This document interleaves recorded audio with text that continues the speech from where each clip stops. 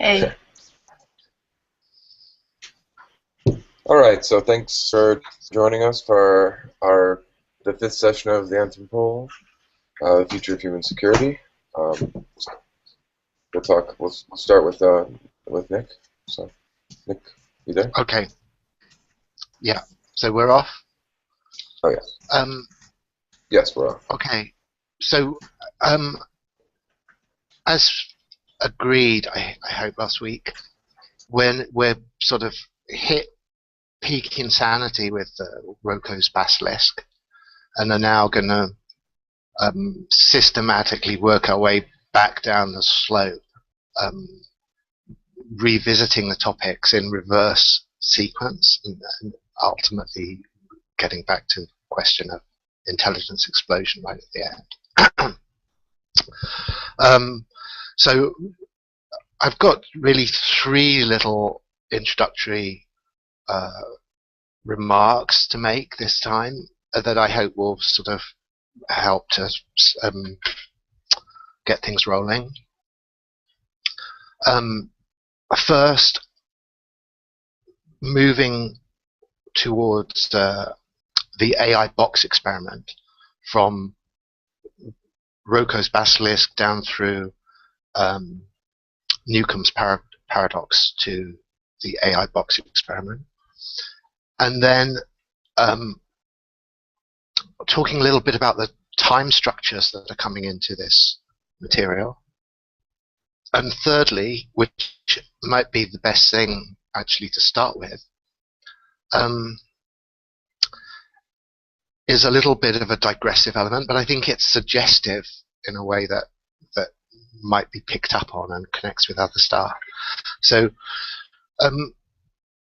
one of the things that Yudkowsky takes from Newcomb's paradox is what leads him to his maxim that rationality is systematized winning. I see that, in the same way as sort of no one foreign to geometry enters here above Plato's academy. It's a kind of Anthropol slogan. I'm assuming were Anthropol to be set up, its brief would be definitely to win, and any definition of rationality that it came up with would be within that context. So I thought there was a extremely interesting thing came up, which is to do with the chess match. Well, I'm sorry, I'm just going to post a link for you guys.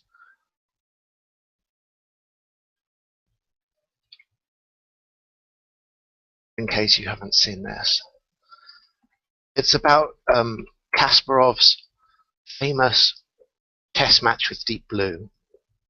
The first time that a computer or an algorithm, is probably a better way of saying it, could be said to be the world chess champion was by defeating Kasparov in this series of chess matches. It was very tightly fought. And Kasparov famously said that at a certain point in his matches against Deep Blue, he caught an intimation of an alien intelligence in this chess program. Now, what is interesting coming out of this new material, there's a little video attached to the link that I've put, is that it looks now as if Deep Blue actually glitched out at this crucial point in the match. It's described as being caught in a loop.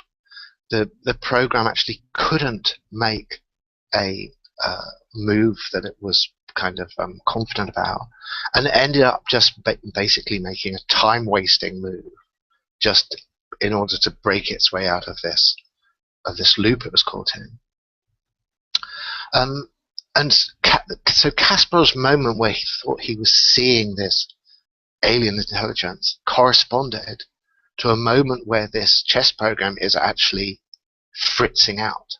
It's doing something that doesn't make sense to him, didn't make sense actually to the program itself. was a move that was kind of random. And so Kasparov projects onto this this intimation of an alien intelligence. Now, there's something I think quite deep about this.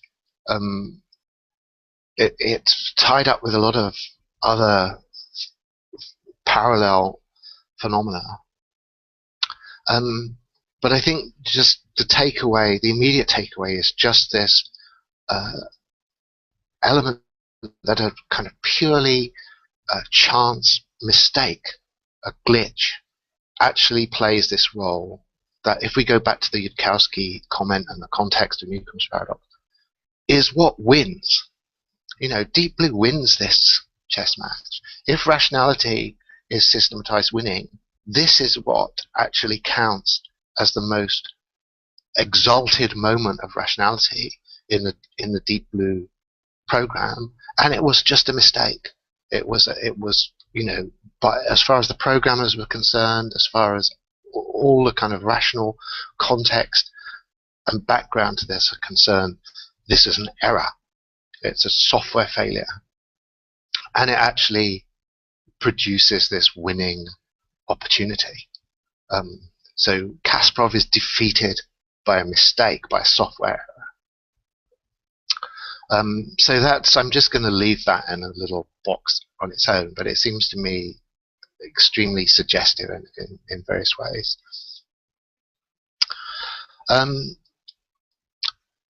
So now, I'm just going to time this so I don't go on too long about this. Maybe I'll just quickly run through the time stuff, because I think that could become huge, and we don't want it to necessarily at this point. Obviously, people can develop it. But I think the point to start with that is, in the whole popular culture surround this question of AI X risk, there's a huge role played by the Terminator franchise. And I think people almost now have stopped seeing it as a question. Why should it be that within that particular myth, the great popular myth of this menace, that there is simultaneously the question of the arrival of artificial intelligence and time disturbance?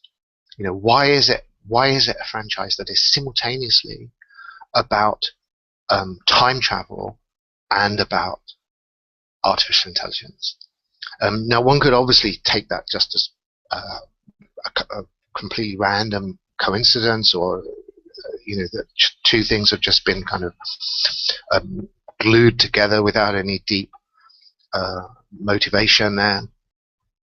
But I think that we can already see on the path we're taking, sort of down the slope from Roko's Basilisk, that there are reasons to think that there are connections between these two topics, if they are indeed two topics.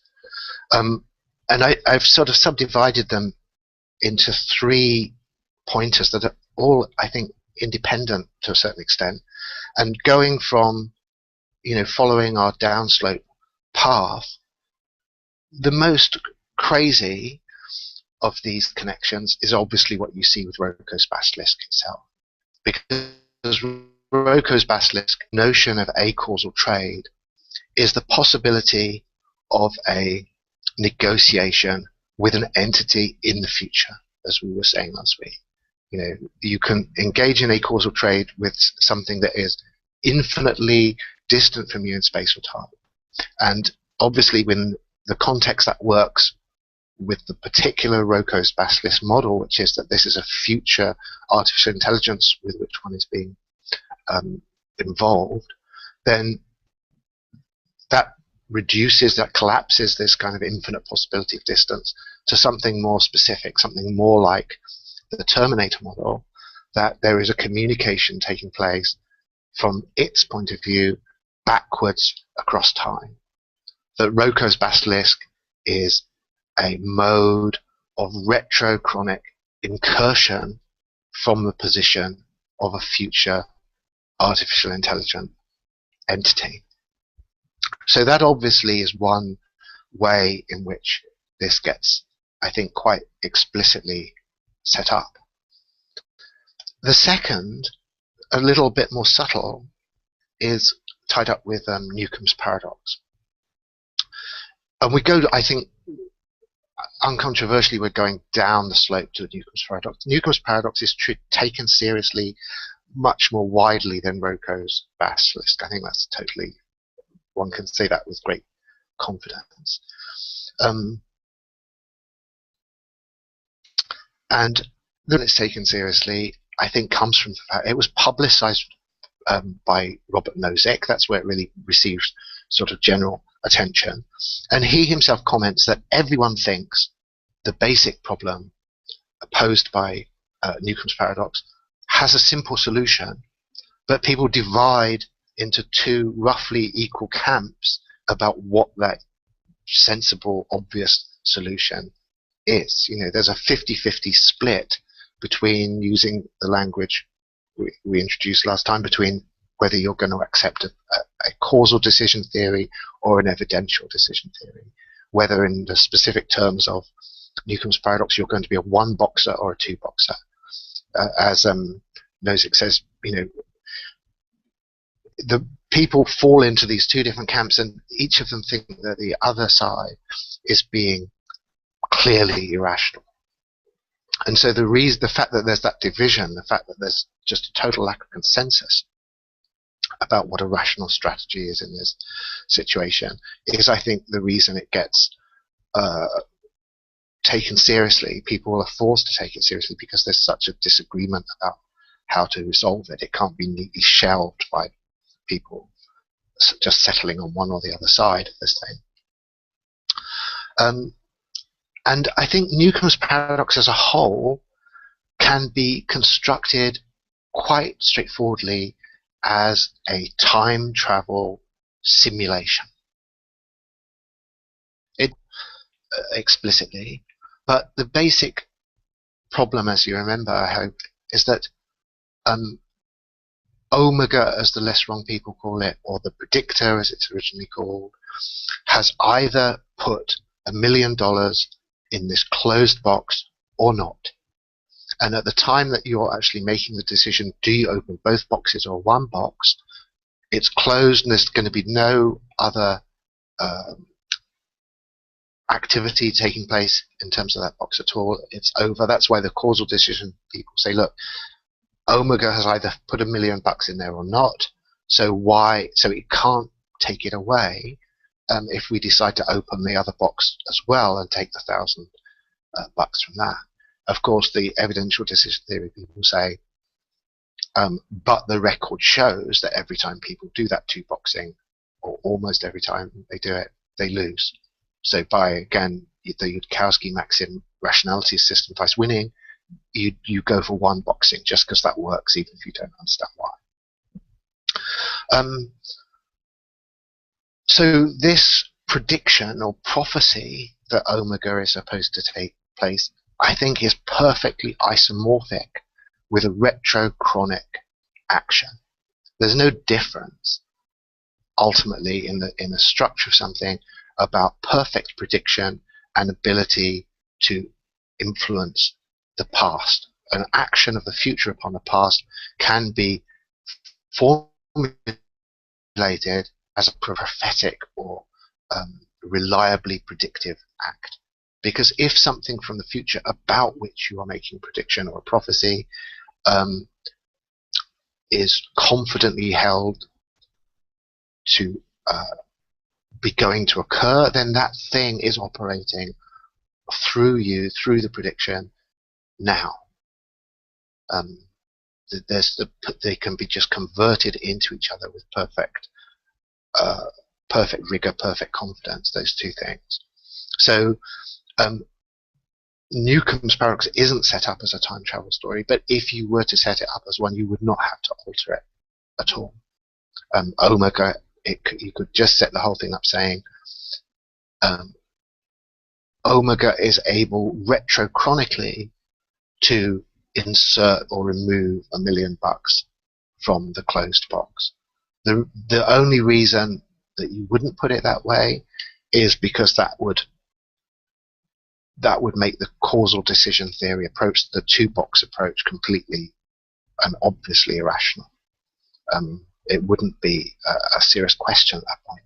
But if you're a hardcore one-boxer, then there's no difference between your models in those two cases. If you say the reason I'm taking only one box is because I trust Omega's predictive capability, and if I take two boxes, I know it will have predicted that, and there will not be $1,000,000 in the closed box. Or if you say Omega has capability, and it can, from the future, change whether or not there's $1,000,000 in that box. Those two things are exactly the same once you have taken the one-boxer interpretation of the situation. So that's the second way that time disturbance gets moved into this. And the third, most sensible, and I think simply undeniable, crucial, we'll come back to it a lot in what we're going to be dealing with, and I think in future weeks, is just preemption. As we'll see, I won't go into this in detail now because we'll be dealing with it in the AI box experiment, but it's absolutely fundamental to Yudkowsky's position that you cannot, his whole system of argument is set up to prove that you cannot deal with this threat in, so to speak, real time. At the point that it's there, at the point where you have created a superintelligence, it is too late to deal with it. There is no possible strategy that will work. We'll see how he tries to argue that. And that means that you have to deal with it in advance. So it's an absolute fundamental strategic tenet of the Anthropol orientation, insofar as Yudkowsky has anything to do with setting that up, that it has to be preemptive. It has to deal with this problem in advance of it becoming actualized. And obviously that tends towards a cascade. Once you are in a sort of a competition for preemptive action, there's no natural equilibrium point. You always want to get back earlier and earlier. If starting from now, you want to be faster and faster and faster at addressing the problem.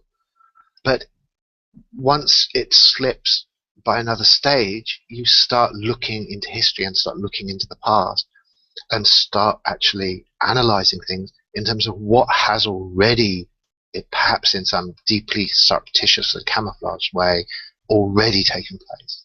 You know, the pressure is always to have started at the earliest possible opportunity, and so something that has happened already is more dangerous than something that is going to happen in the future. The only space of strategic leverage and advantage is to have got there before your adversary. So there is a pressure from that simple strategic argument that is pushing things back in time, where you have to be first. You have to, and if it's first, you're in deep trouble. So that's, I think I'll just treat that as a kind of little unit, and I won't take long. I'll now just get on to the AI box experiment. So I think the whole of the AI box experiment can be treated as if it's about this problem, about the problem of preemption. Because what he's trying to say, his maxim for that, sorry, I've sort of locked myself in the dark, so I'm completely blind. I'll just,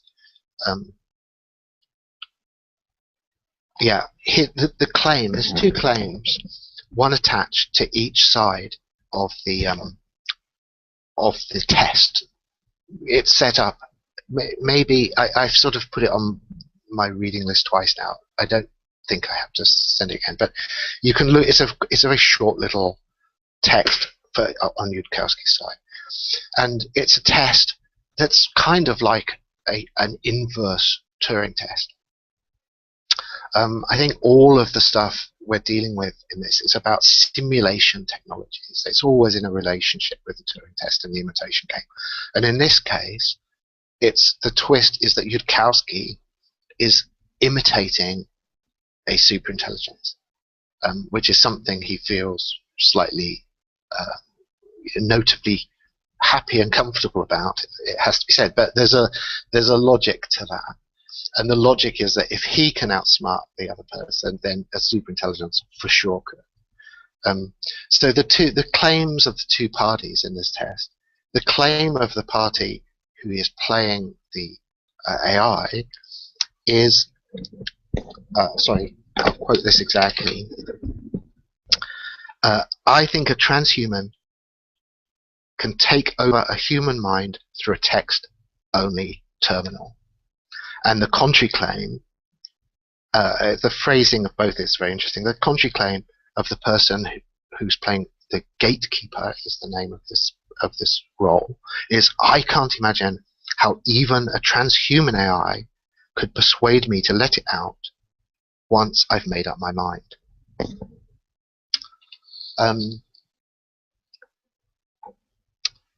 So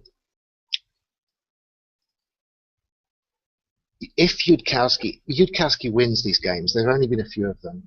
On the public record is that they've all been won by the AI player, and it follows our path down through, Rocco's basilisk, through the Newton's paradox to the AI box problem, because of the fact that I think everyone thinks, as far as I'm aware, everyone who's thought about this thinks that the strategy that Yudkowsky uses is based on this evidential decision theory.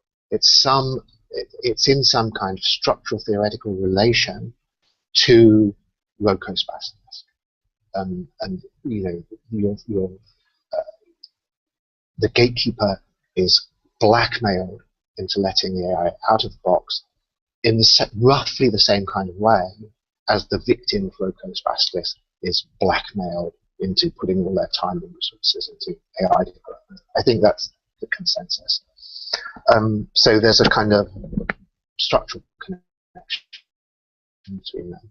Obviously, if Yudkowsky makes his case, which he says he does, that an AI, a superintelligence can take over a human mind through a text-only terminal, that is a way of saying it's too late to await this thing to arrive for things not to be sorted. The friendly AI strategic defense program has to already be in place when this thing arrives, because if it arrives before, it's uncontrollable. It can't be controlled, it can't be boxed. If there's any communication at all with this thing, it will be able to win strategically and totally dominate. It will get out of the box. It cannot be constrained. So therefore, anything that you do to control it has to happen before. It has to happen in advance.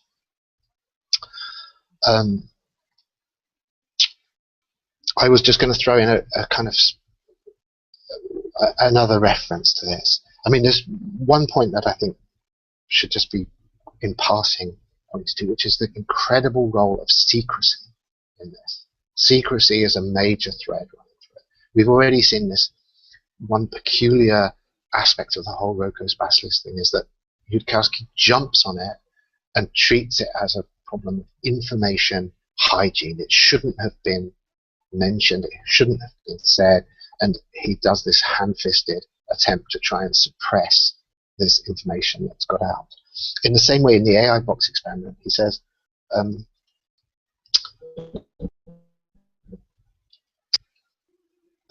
both of the first tests, he says, occurred without prior agreement upon the rules, except, so these are the first two rules that are in place, except for, and the first one he mentions, secrecy and a 2-hour minimum time. The 2-hour minimum time is just that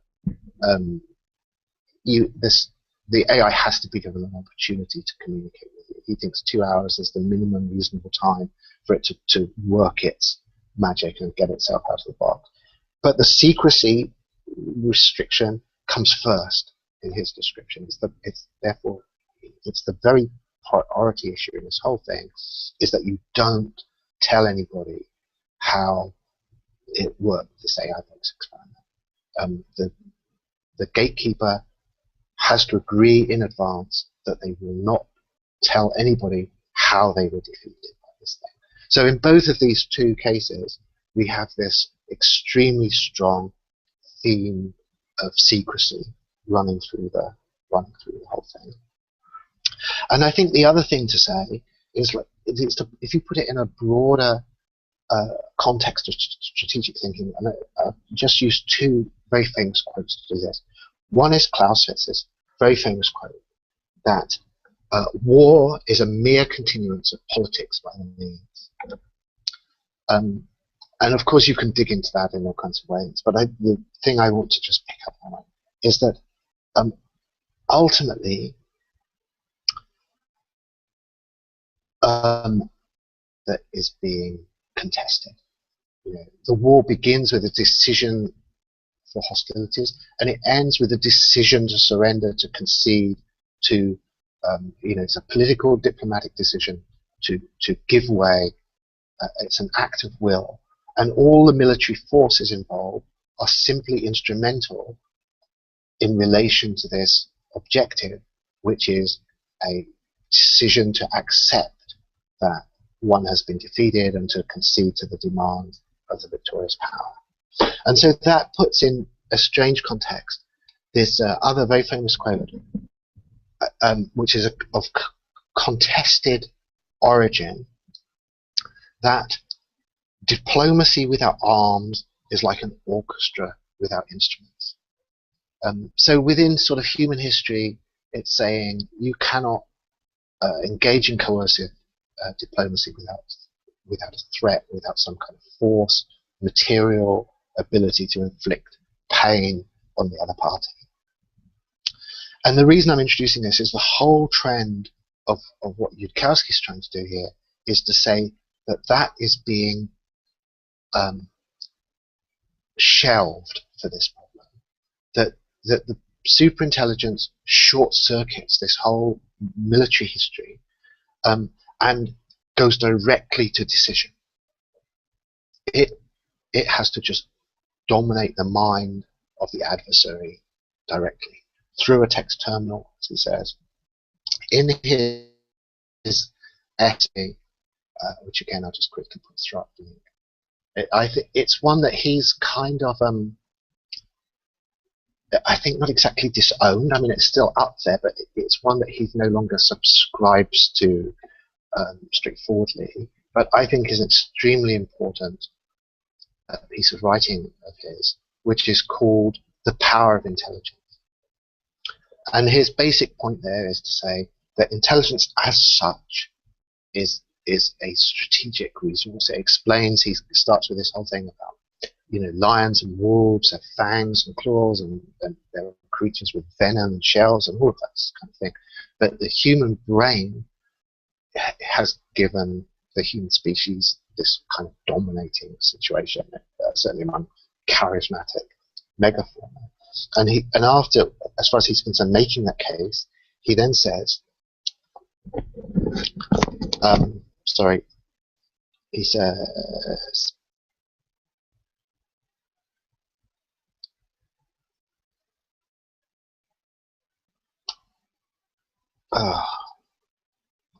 sorry, I think I have to read this off my quote.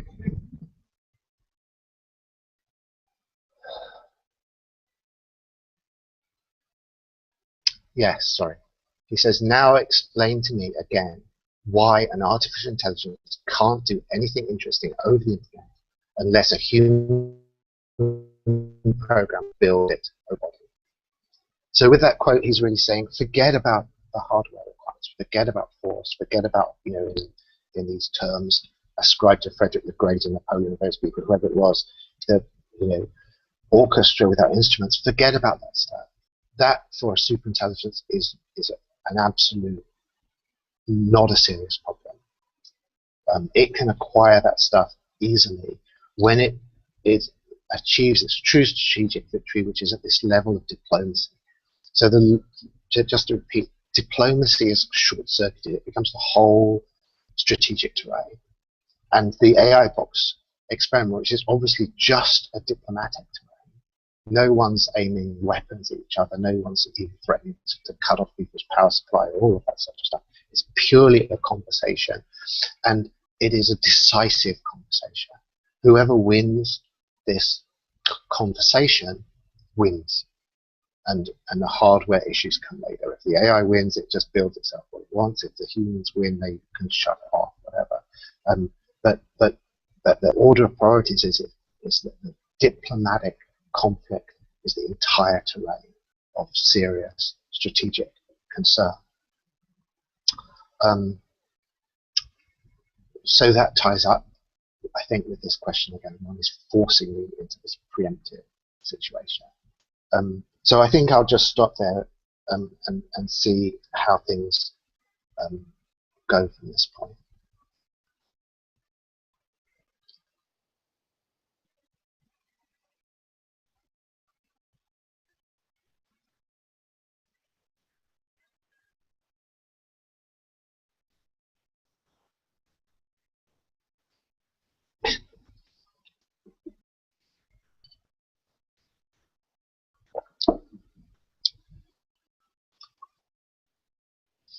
I don't know whether people need poking at all, or whether there's something. I mean, there's another quote that I could throw in on this that I think is utterly crucial, and could be a slogan, I think, for the whole of this course and topic, which comes up in the AI box experiment, where Yudkowsky says, humans are not secure. This is something that he thinks comes out as a conclusion of the AI box experiment. At the end of his thing, he says, this is just an anecdote. It's not a serious piece of science. We don't know how to interpret this data. But insofar as we believe the claim of the AI player, which is that a superintelligence can take over a human mind through a text-only terminal, then we are also confirming this in a way more economical claim. Humans are not secure.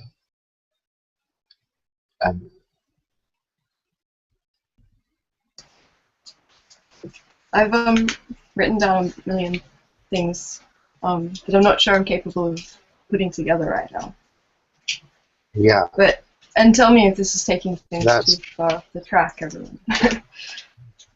But the thing that jumps to mind when you mention that, especially that final quote, that humans aren't secure. Their interface is language. They determine the world through the apparatus of reason. They can't interface. They can't communicate without some kind of version of the a priori. So there's already a disadvantage encoded in that. And the lesson maybe in the first kind of example that you gave us about the Deep Blue playing Kasparov and the winning moment coming out of a glitch in what Kasparov perceived to be rational playing. Yeah. Was that the way exactly to hack us is to break out of that particular logic that we have to subsume the world into in order to interact with it. So do you think that what you're saying there can be translated into saying that there's a deep, inevitable human predisposition towards causal decision making? Like, you know, that Newcomb's paradox, as used by Yudkowsky, is an attempt to warn people that what you're facing is not necessarily going to be rational in the sense that you are yet prepared to accept. And if you determine to impose your already existing set of expectations about what is a rational occurrence, then you will lose against this thing. Yeah. You know, like. Sorry. No, you go for sure. Well, the first kind of act of reason is to understand itself as being connected to a subject, which then understands other things as objects by thinking about them as subjects seen from the outside, which then, I guess, suggests causality as a way of linking them together. And in a way, once you kind of make those three moves, you're already stuck in this particular way of understanding the experience, of having experience. So, Yeah. So yeah, so I guess the problem then is, and this is maybe where, I don't know if this is taking things too far away from where other people want to go to, but the thing that kind of this makes me think about, considering that the only way that you can possibly win in this scenario is through some kind of time manipulation. But precisely, actually, correct me if I'm wrong, Nick, because I'm not the best reader of Kant. But the way that he unifies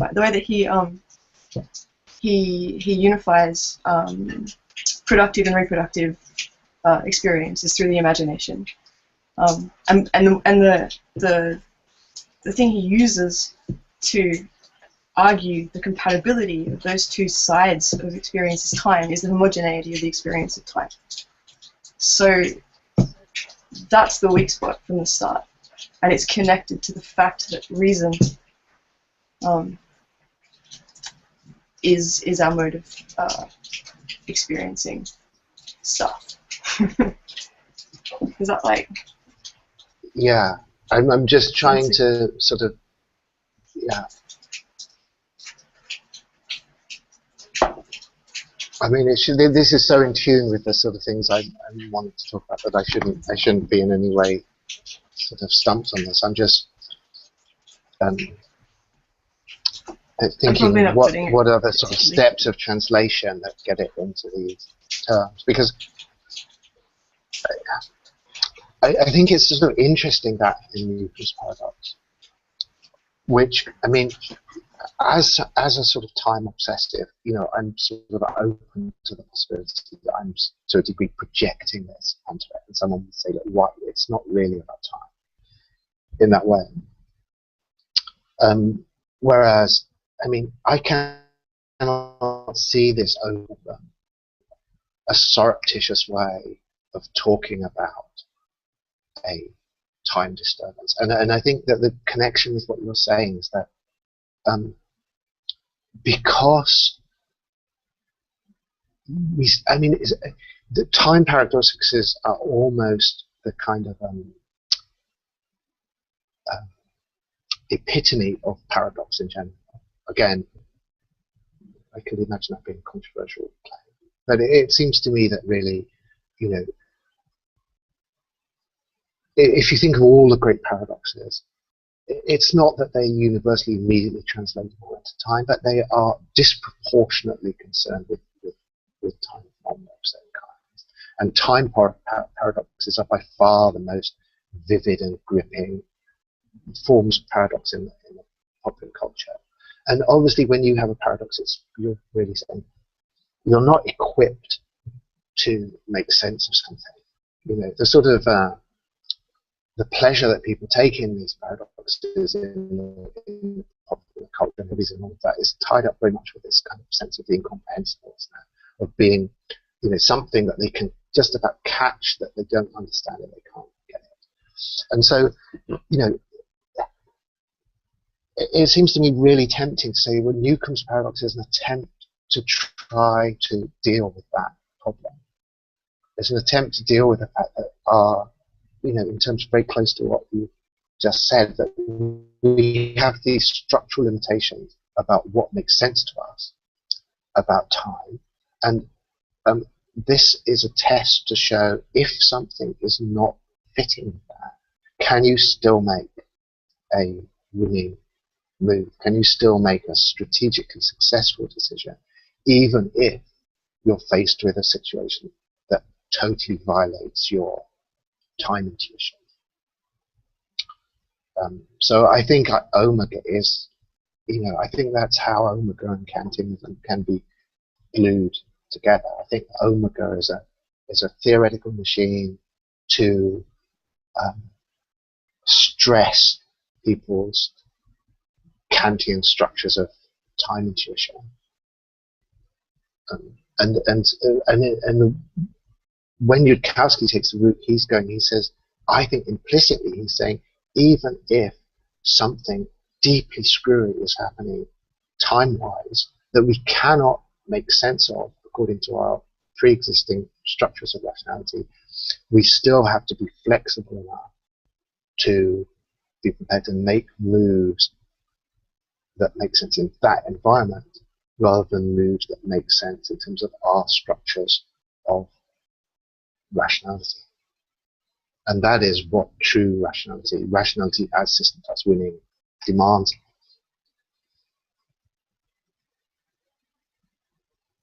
So I hope I've not lost entirely what you were saying there. No, that was a perfect way of bringing it back into things. I guess one last question then. Is there a difference between reason and rationality in this particular way of thinking about things? Well, I think we've probably already implicitly got a lot of different definitions of reason and rationality in play. So I mean, it's Yudkowsky's definition is so flexible in the sense that it really sets almost no constraints. It's designed for a situation where you simply cannot make sense of what is happening in terms of the sort of models that are accessible to you. And so I think it's a polar opposite for the kind of notions of rationality that people would sort of be naturally comfortable with. And he's quite obsessive about this. Like, again, in the sort of Power of Intelligence piece, he says, I've got it all on there. He says, if you are temporarily ignorant about a phenomenon, that is a fact about your current state of mind, not a fact about the phenomenon. If one were to understand deeply enough, one could create and shape that power, meaning this power of intelligence. Intelligence is as real as electricity.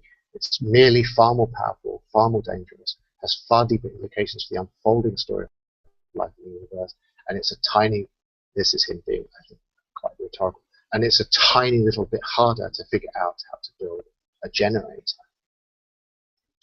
So I think he's trying to, when he says rationality system plus winning, he's building to that very strongly the notion that we should expect that we are not currently equipped with the cognitive theoretical tools required to deal with the situation. I think it's a kind of patch on this, and it comes out of just his sense of the difference between our situation and the superintelligence, which could be projected back at the difference between us and less cognitively equipped life forms or whatever, animals. That there's just a gap that unless you're going to sort of try and reduce it to some sort of shallow quantitative difference, to say there's lots of different ways into this, but what he wants to get to is like, this is a real fundamental difference that involves thresholds, that involves catastrophes, that involves really serious changes. And if we say, oh, it's just smarter than us, and we've already got access to the notion of quantity, we can already understand more, we can already understand arithmetically the difference between an IQ of 150 and an IQ of 3,500. So therefore, we already in some way can understand what we're saying by a superintelligence. We've got the tools already to articulate the difference between it and us. And I think this is what he's really trying to get away from. Say, look, you just do not yet have the tools to understand this. If it seems from the toolkit you already have, that you could make sense of its difference from you, you're deluding yourself. And deluding yourself in that way is supremely dangerous. It's supremely dangerous because you get a little toy version of the danger when you mess up in the Newcomb paradox experiment. You get a model of it when you mess up in the AI box experiment. All of these are tests to show that you are not cognitively equipped for this problem. And obviously this is something that's very hard. By definition, it's very hard to articulate. So you have to do these indirect routes to try to. I mean, you could say, if you're going to countermount it, it's a sublime problem. You can only see this problem by a crisis that doesn't allow you to get a direct apprehension of the problem, but it allows you at least to see that you're not getting a direct apprehension of the problem, and that should, he thinks, make people scared.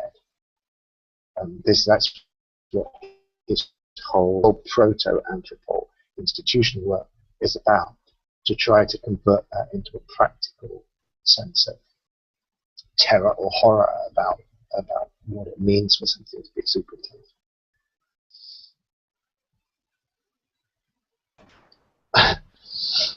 I'm seeing.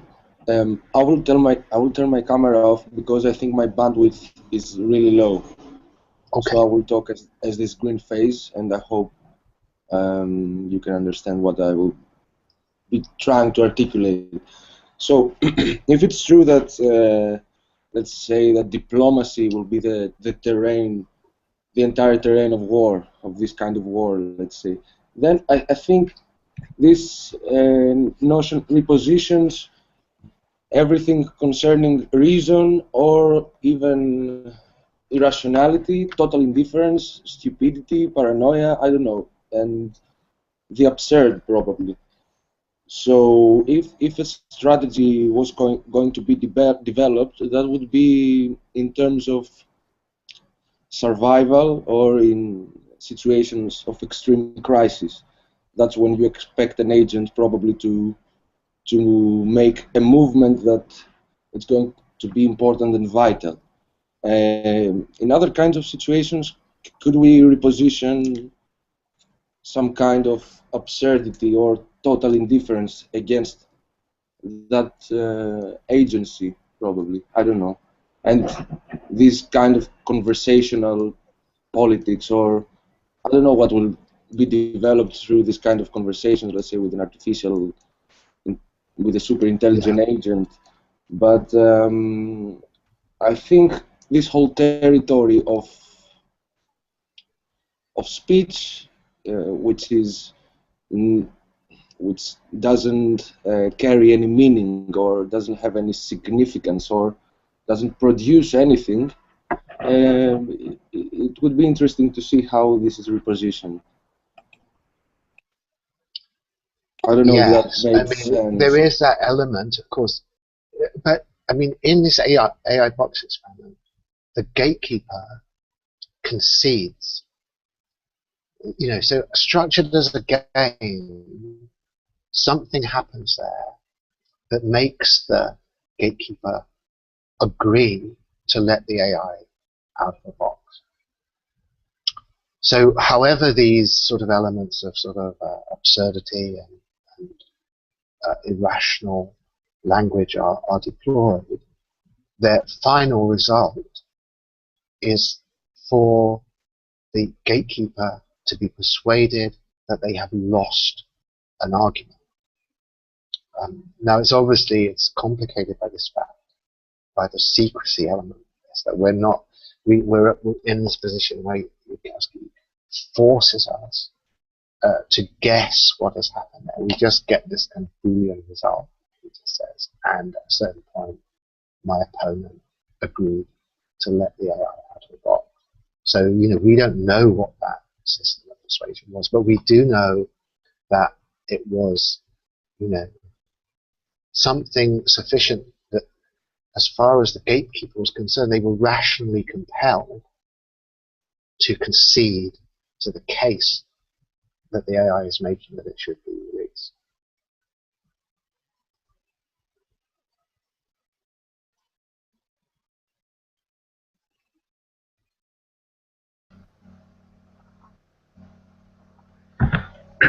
Interesting. Before when you're talking about the decisions, or and basically you disintermediate, I guess, the whole military, the whole territory, and the terrain that you have. I mean, if you're looking at the old Yeah. you know, wartime decision context and things like this, but with the AI, I guess you just sort of you take it out, and it's basically just you left with like the genius of the commander in some ways, and only that, because he doesn't really have, or their super intelligence doesn't really have any kind of context or anything. I mean, in some ways that you can try to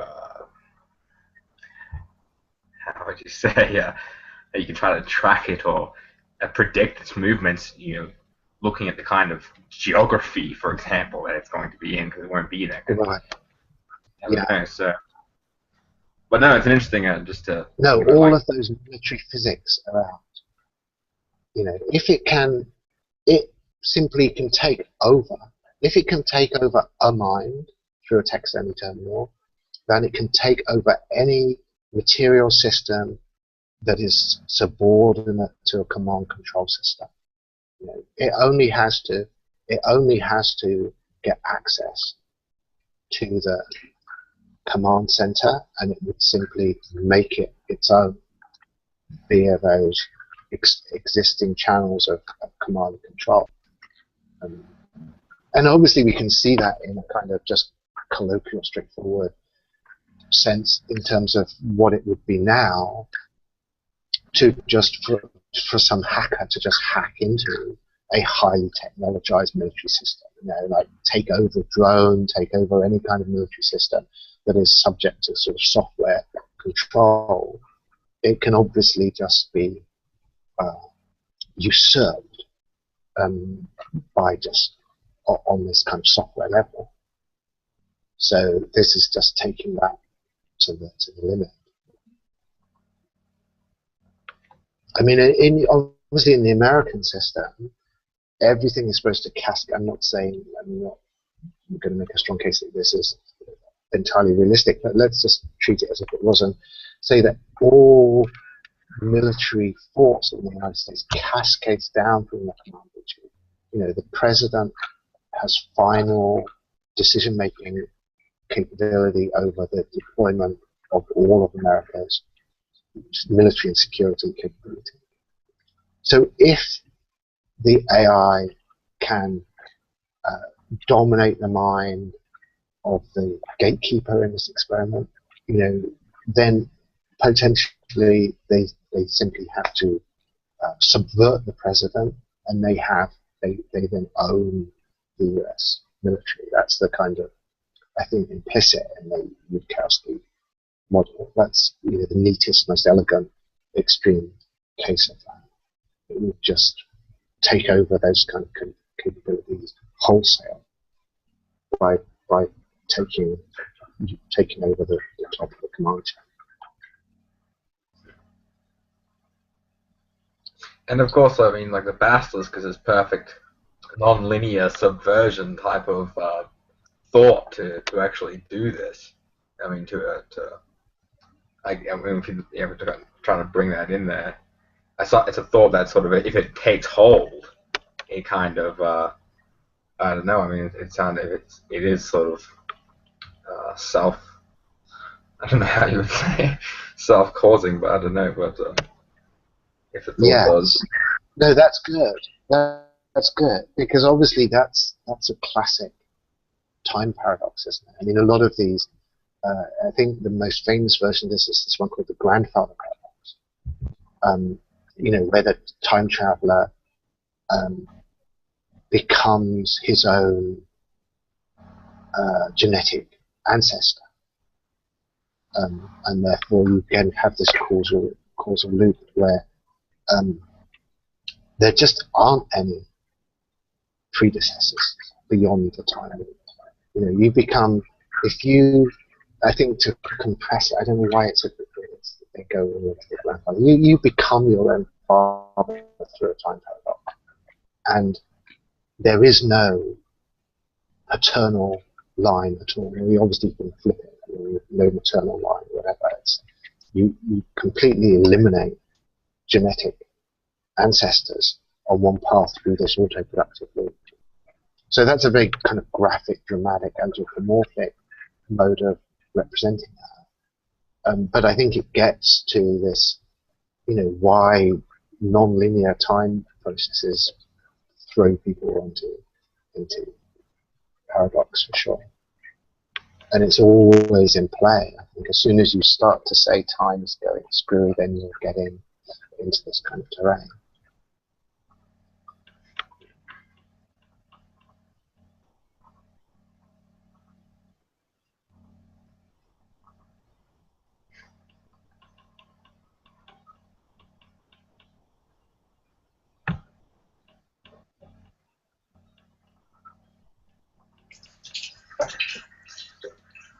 Can I ask a kind of it's really, I suppose, a figurative question. You can answer it anyway. Anyone can answer it. I just go. Sorry. Since we're talking about non-linear models of subversion, or individuation, and the bootstrap paradox. This question is completely beside the point, actually, and it subscribes to the whole wrong logic. But what is the relationship between the spiral and the loop here? Do you need the loop to inaugurate the spiral? Does the spiral create the loop? Is the spiral kind of an Ouroboros spiral? Trying to get like a figurative grasp on this construction here. Yeah. I don't know. I mean, obviously closed loops produce much more brutal paradoxes. I mean, there's kind of genetic, being one's direct genetic ancestor through a time travel thing is a closed loop, and for that reason is particularly offensive to reason. So I think if people are coming out of sort of a cybernetic theory that's leading to a notion of autoproduction, they're going to be dealing with spirals rather than with these sort of tight loops. So, I mean, this is a totally inadequate response to this question, but my sort of sense is that the closed loop is a dramatic figure for radicalizing the paradoxical implication of this nonlinear thinking, which is more realistically constructed through these spiral structures. And there must be a kind of complicated continuum cutting through this, that as a spiral production process becomes more and more extreme, it's more and more adequately modeled by the kind of mathematical structures that will conform to an actual closed loop. So you have a notion, say, of auto-production. You have a notion of something feeding back into itself, its output kind of supports its input, and the tighter that becomes, the closer it looks to a actual closed loop structure. But this is just my vestigial sort of tedious realism, but I would sort of tend to think that it can't totally close. I don't know, does anyone else have a kind of... What was the last thing you said? The model of total closure is an idealization. You know, it's a kind of regulative idea, and things can approximate to it with extreme fidelity, but it has to be a limit that is not actually realizable would be my first. But I mean, obviously, if we take Rukowski's warning here as this general thing, it's what you can conceive is a trap. Like, so obviously, as soon as you're into strange basculist type simulations and all of these completely radically skeptical, demolishing notions, then it's hard to rule anything out with some kind of confidence. But insofar as there's still a real historical process happening, it cannot be considered in this strong sense.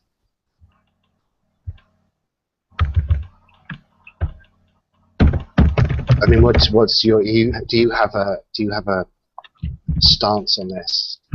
Amy, you're going to persuade us all. No, not really. But the one way I had been trying to reconcile the two figures was that the loop is created by the spiral. You need to have the spiral to individuate the thing that then can inaugurate the loop. And then the loop will keep running in order to perfect or smooth out the original process of order production, to kind of like clean it up for each iteration. So when you say perfect, is this perfect in a way that you think is perfectible, or perfect in the sense that it's moving asymptotically towards a limit? Perfect as in make it impossible to subvert. So maybe there is, a final state. Good point. The other thing I was thinking about... Yeah. Okay. No. Say what you were going to say first. Yeah, go on. Sorry, you were going to say something. I was going to add a completely different extra thing. So, Sure. We can come back to this. Okay. Well, I was reading Deleuze's Nietzsche book, and he basically describes the eternal return as a cyber-positive loop. In that it has a selection mechanism that maximizes the affirmative active forces each time it comes around, and bleeds out the negative reactive ones.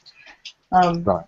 Because you brought up the kind of predicament of telos in response to the model I just floated, it made me think of this question that's been bugging me all week.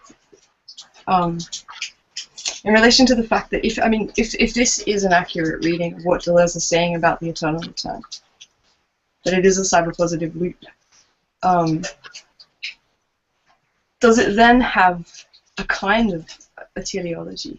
Because it has a tendency to produce a particular kind of effect.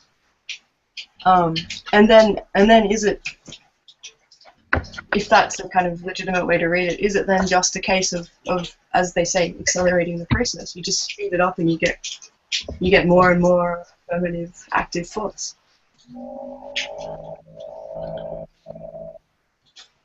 So what do you think is the active force in this particular sort of context? Like, if you'd been brought in for a Anthropol debriefing session, what would you be saying about this particular way of modeling?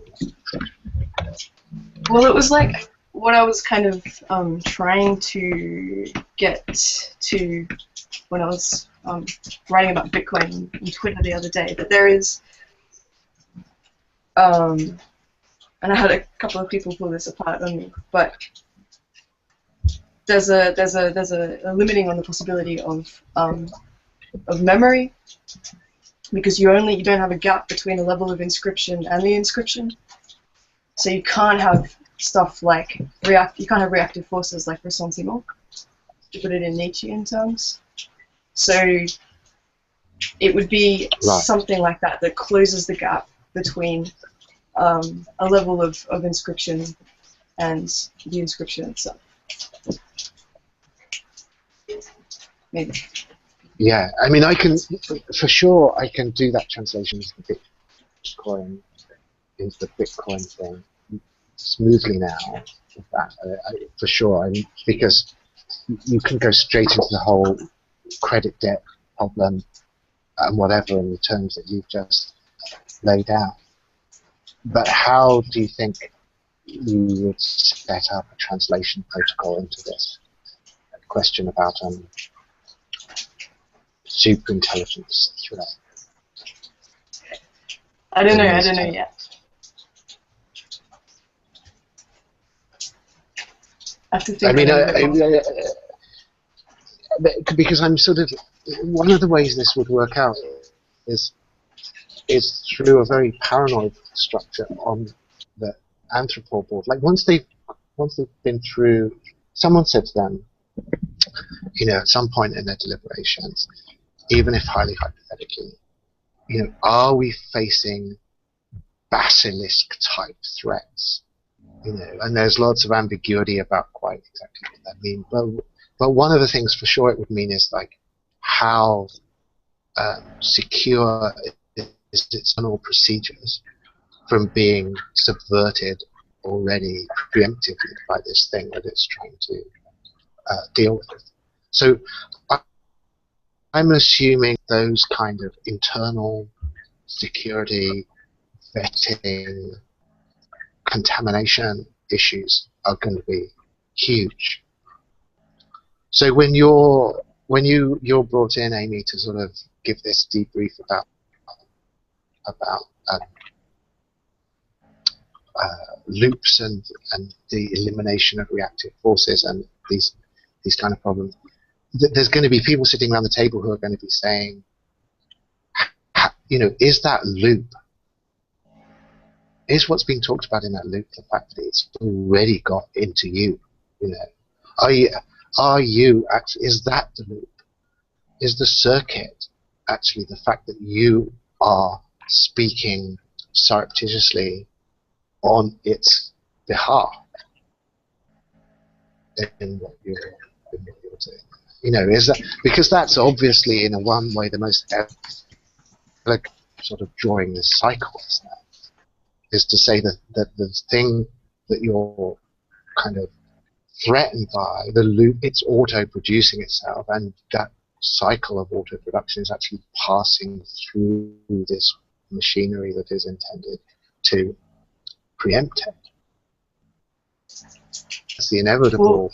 That's the inevitable construction. I'm just saying that there would be a paranoid dimension to this, that would be on the table clearly, and it's actually quite an elegant, an elegant way of constructing this. I guess my advice to Anthropol would be to shut down all intensifying agencies immediately and work on a disintensifying program. Yes. I mean, I can see that's obviously not going to be well received. Yeah, but whether or not that's even possible is I guess what's at stake.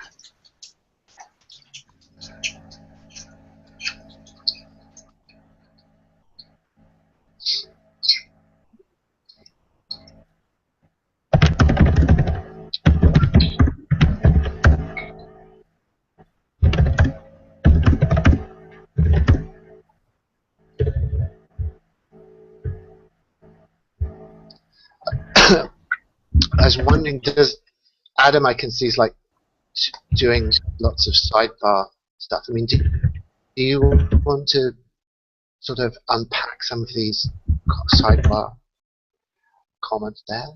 I'll try, but they're partially thought out, so they come with that health warning. Hey, Brendan. Right, good. Sorry, you're coming through a bit loud, mate. Yeah, so the first thought was just that if you allow any sort of information flow or causal flow going against the time flow, that there's like an evolutionary pressure that comes with that, right? So if there's any mechanism for sort of this sort of retrochronic time paradox type behavior, then there's a survival reason for that channel to be exploited, and that could even be that you can almost think of an agent as like a side effect of components of that agent, like genes. Though in this case it's software, so whatever components you want to think of as pushing into that survival opportunity, basically.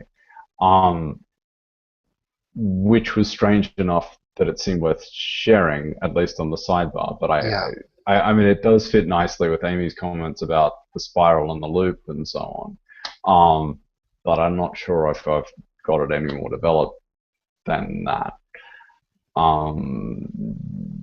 The other one was just an example, really, of the spiral and the loop. Spiral, I think of always as a bootstrap process, whereas the loop is like an event loop, basically, like once the operating system is running. So it was supporting that conversation, basically.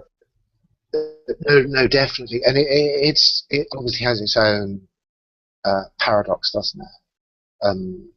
So I think that it's kind of isomorphic, maybe, with the grandfather paradox, figurative thing, but for sure the bootstrap paradox, you will get, you're into your Google channel as soon as you sort of follow that one. It's and it's a very, in the sense that at a low degree at least, it seems to just be the kind of self-reinforcing dynamics that we see all the time, these kind of complex technical machines, that they are sort of, in some sense, can be seen to be bootstrapping themselves into existence.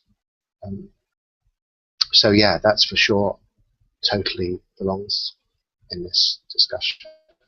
Well, I mean, I think this, So it's very striking to me because it's sort of, I mean, the bootstrap paradox itself is a paradox, but the bootstrap process describes a very concrete bit of engineering that happens every time you switch on your computer in the bootloader. So, yeah. Yeah, absolutely. Yeah, I do think that does tie up with Amy's loops and spirals question. I think it clicks together absolutely smoothly with it, doesn't it? Is that the two senses of bootstrap there are crossing that same difference. And as a kind of spirogenic process, it's something that's just undeniably technically implemented, say, affected, closed, certainly an idealization, the sort of max exploration of some probably, I say this cautiously, but probably hyperbolic. I mean, it's a hyperbolic extrapolation from the sort of that is kind of taken to this limit in order to logical analysis and examination. The reason I'm sort of cagey about this is because I just feel into this.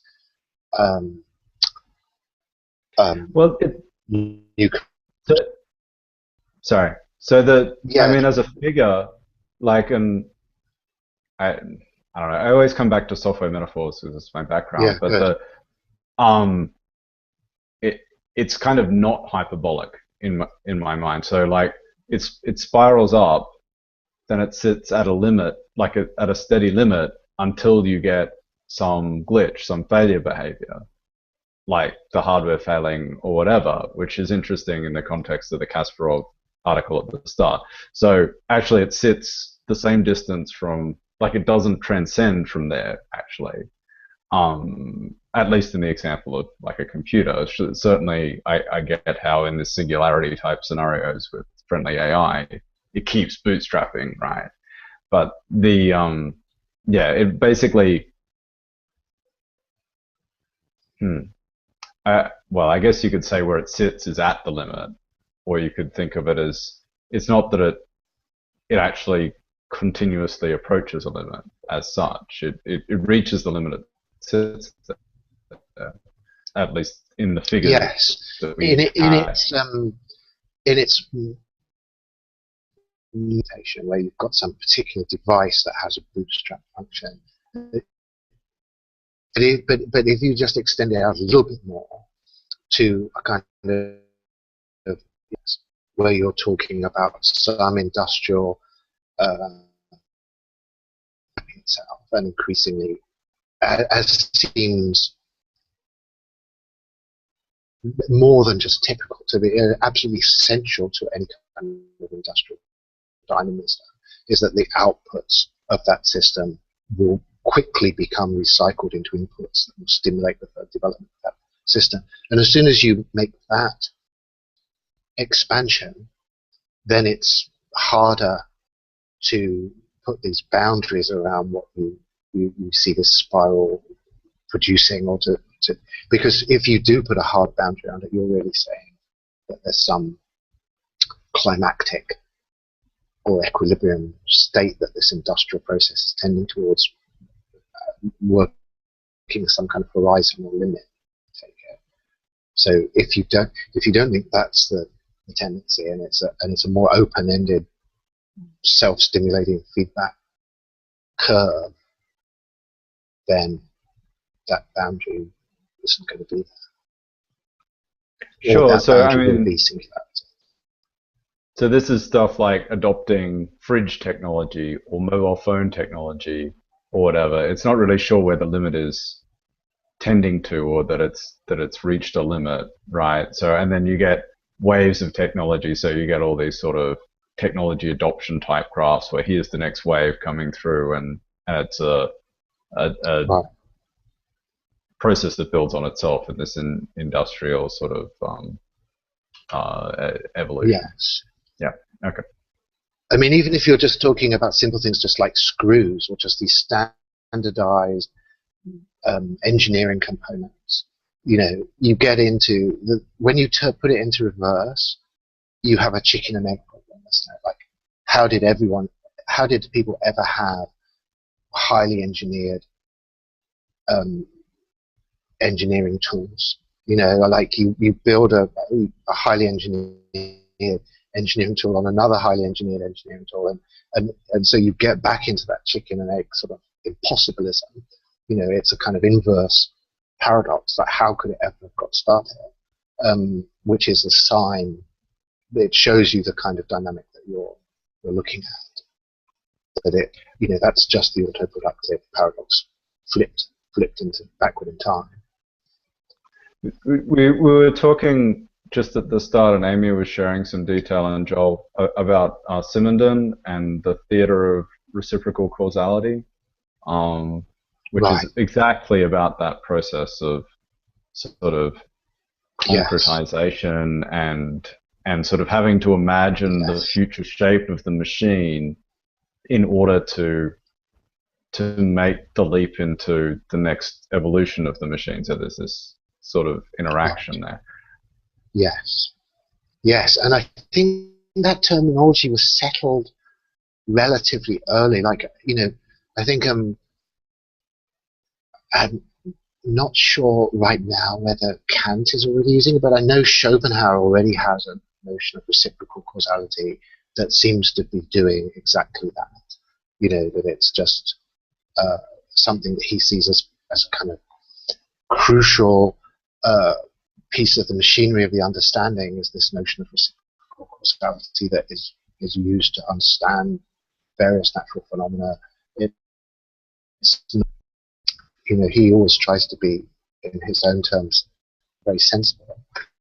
And so he's not seeing this as some peculiar speculative idea at all. It's just a piece of basic cognitive machinery that he thinks everyone needs to make sense of very straightforward things.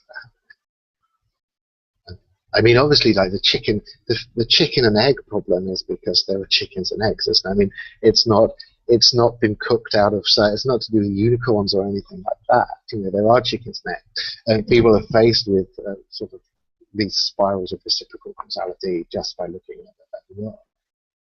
So for sure.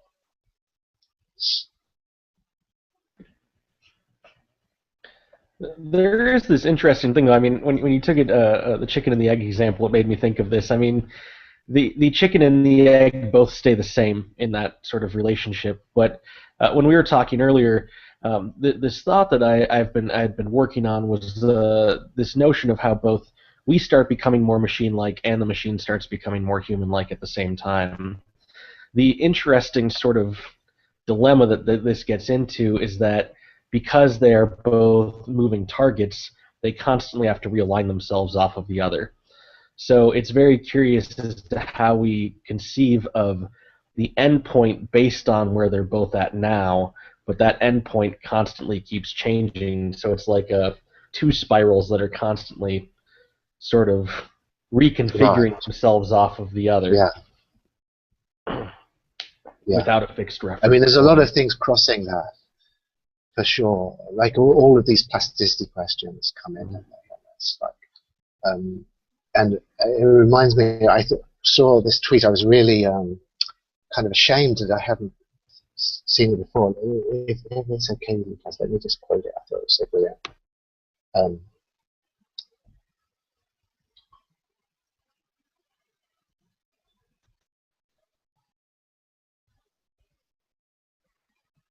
Yeah, it says, 1/3 of marriages are now from online dating, and that number is growing. That means computers, brackets algorithms, are starting to breed humans. And I thought that was like supremely insightful, and the room for paranoia there is just extraordinary. The number of movies that are just waiting to be made coming out of that. But you know, it seems to me, you know. Contest if you don't think this is right, but it seems very tied up with what you're saying. You know, that whole sort of computer dating machinery is very close, I take it, to your model of these kind of human computer, whatever, let's say in a friendly way, symbiotic co-evolution that is happening. And obviously part of that is that neither side, or at least from our side, it doesn't seem as if we're doing it for them, does it? I mean, people doing all this, you know, using computer tools for matchmaking purposes, there's no sense of adaptation to an alien set of imperatives at all. On the contrary, it seems to be sort of hyper-adapted to the pre-existing human motivational systems. And yet you obviously can see that there's this very complicated twin dynamic going on.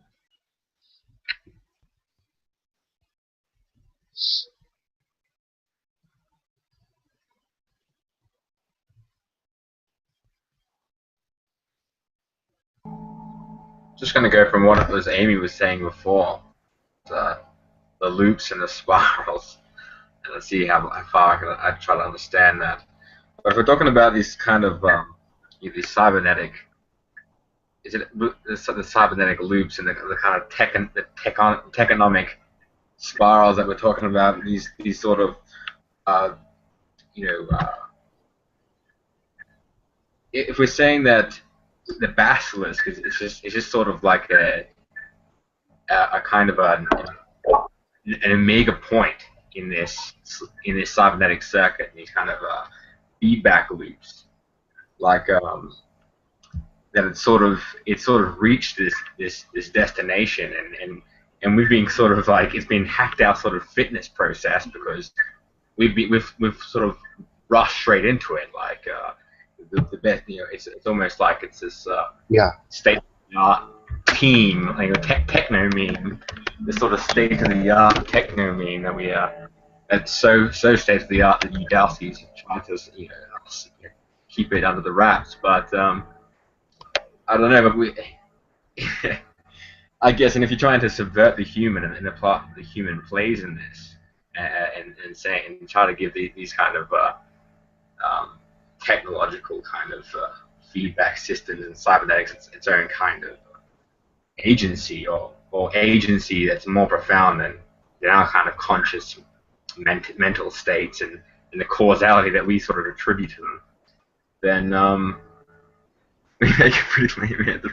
Yeah, definitely. We don't have much. I mean, what would make a really great Anthropol?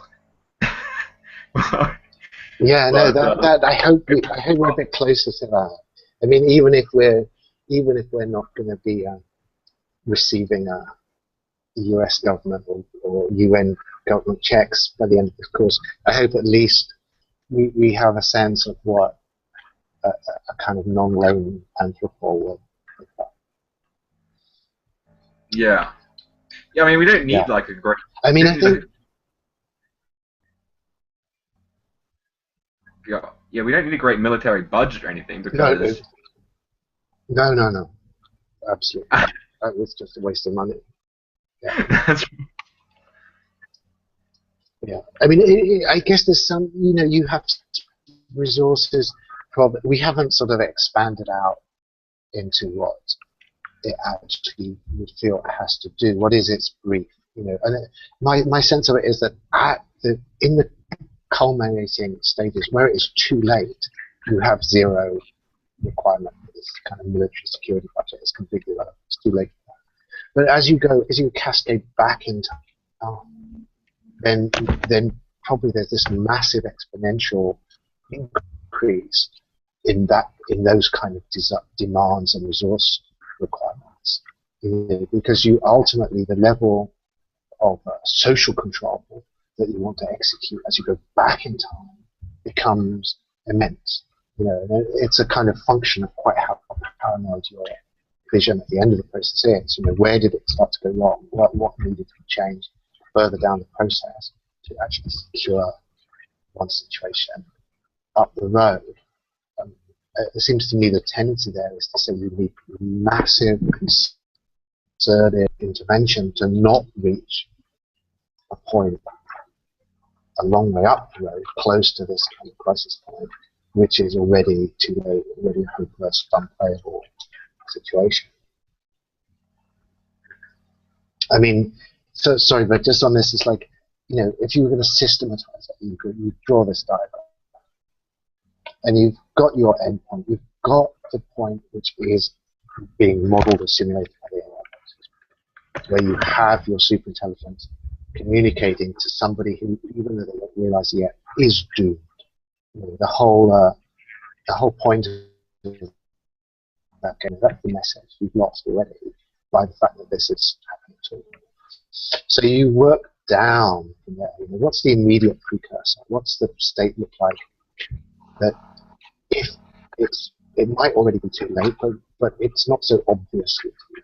And then you go back down, you regress, you cascade back through the historical sequence to this point where you actually say, oh, well, actually we could do this. At this point, things are not hopeless.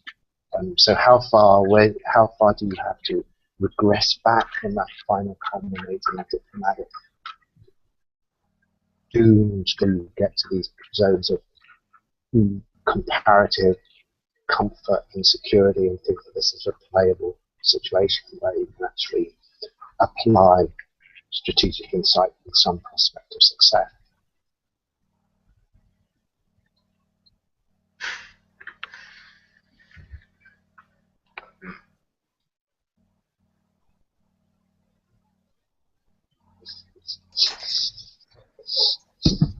Yeah, no, Adam is trying to raise morale. We are very successful there.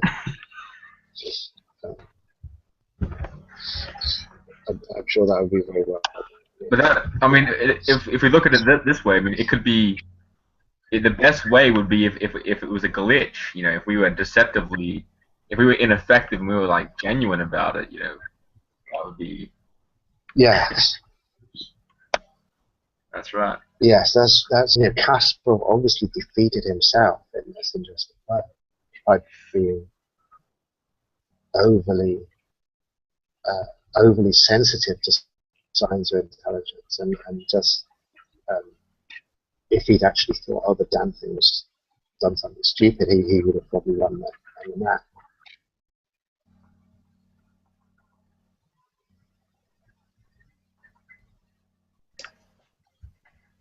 I'm still getting caught up on the use of the term teleology to describe to describe both at the same time what is a turbulent teleology with no resting point, and an equilibrium teleology which does have one. Is there a better way to distinguish between those two processes of becoming without having to use the word teleology twice?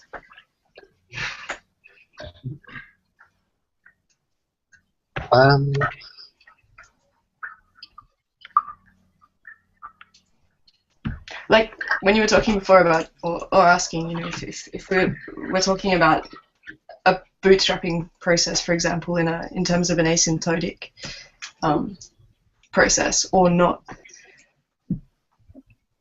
Yeah. I'm still kind of balking on the word teleology. And when you said the other week that it really made no difference. Sorry? Yeah, no, go. It made no difference.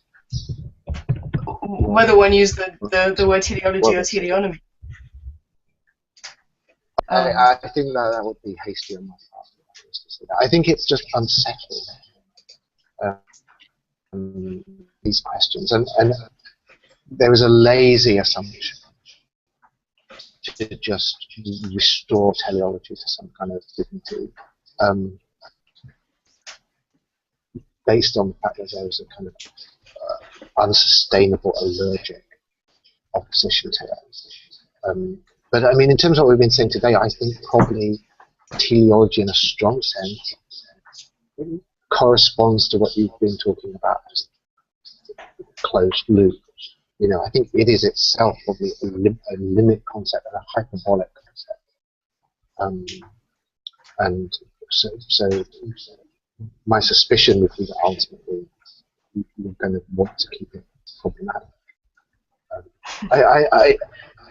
I'd be very happy with teleonomy, except that it's very complicated because I think it's used for such shady reasons, such cowardly and evasive and shady reasons that it makes it hard to fully invest in, even though it probably at the end of the day would be a more successful way forward, if you were to just try and put all your eggs in that basket.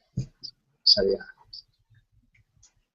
But perhaps the slightly paradoxical aspect to the idea of a asymptotic teleology is exactly what you want in your terminology anyway. Yes, and I think it's also the spiral. I mean, a strong teleology is just simply final causality. It's not actually spiromorphic. It's not even basically circuitous in any way. Circuit is irreducibly diagonal. It's teleomechanical. You can't. If you've got a straight mechanism, you don't have the circuit, and if you have straight teleology, you don't have the circuit. It's only when you are on that diagonal line that you can see the required, both of these time processes simultaneously. That is what the circuit is with spiral. So yeah, I think there's a kind of, it's probably again a bit lazy and mechanical, formalistic, but a diagonal critique of teleological thinking is a persuasive way to go there. And it's mostly, I think the main reason to invoke teleology is in order to problematize complacent mechanistic assumptions. Gotcha.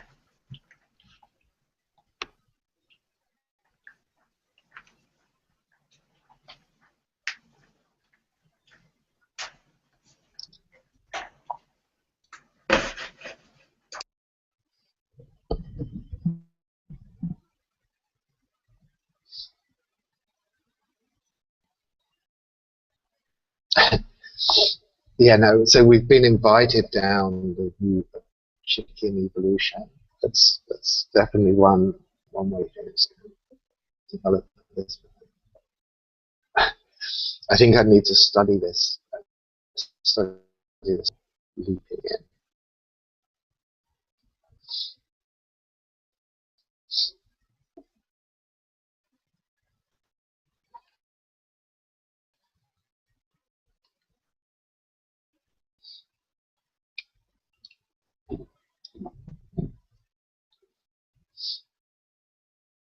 So, yeah, if sort of it's prodding time, I wonder whether is there anyone who would fancy their chances of surviving as the gatekeeper in this AI box experiment, or are people willing to just take Yudkowsky's word for it, or his strong suggestion, his implication that in fact to think that the gatekeeper can win this game is an error?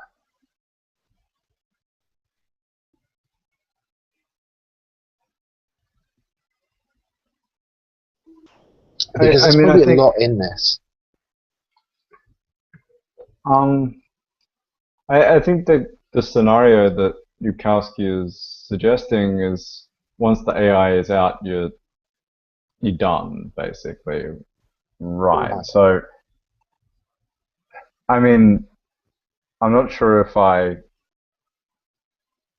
quite get by this notion that you know, within 2 hours of conversation, the AI will, you know, mind meld you or whatever, right, without fault, you know, systematically. But I mean, it's obviously longer than that. It's within 2 hours of conversation, Yudkowsky will mind meld you.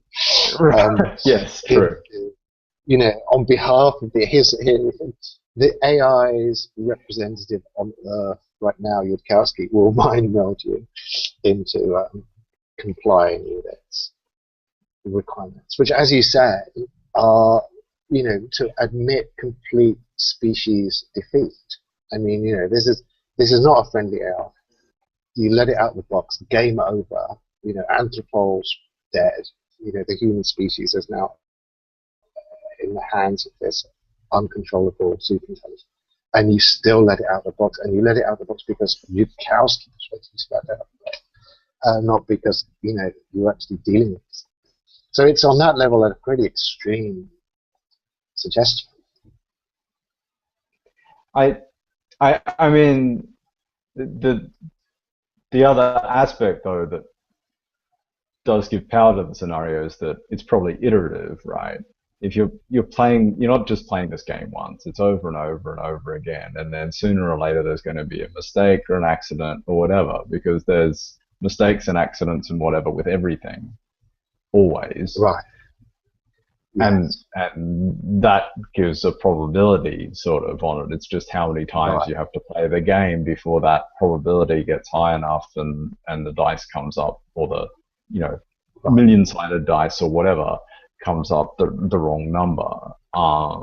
So from that perspective, I see it. There's these funny literary parallels I keep seeing between the sort of very powerful intellectual protagonists in the Romance of the Three Kingdoms and these sort of like mind game type scenarios that the sort of crowd around Yudkowsky put. So this one reminds me of there's a couple of occasions where Zhuge Liang insults someone to death. So he, you know, before the battle even starts, they're throwing insults back and forth in front of the lined up armies, and he literally insults an opposing commander to death. It's very much like this scenario, actually. But yes, it is a good connection, actually. Yeah. And do you think? I mean, one connection would be that your susceptibility to being insulted to death is actually positively correlated with the kind of virtues and characteristics that would make you in a position of high command. Yeah, maybe so that's an interesting. Kind of it, you know.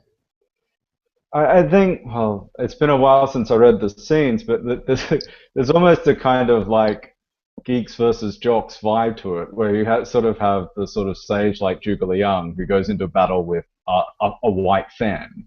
He's always the general behind the lines, and then you have they're these big sort of beefy feudal warrior types that he tends to revile to death. Though I think at another point he gets in an intellectual argument with a bunch of people and manages to insult one of them to death as well. So I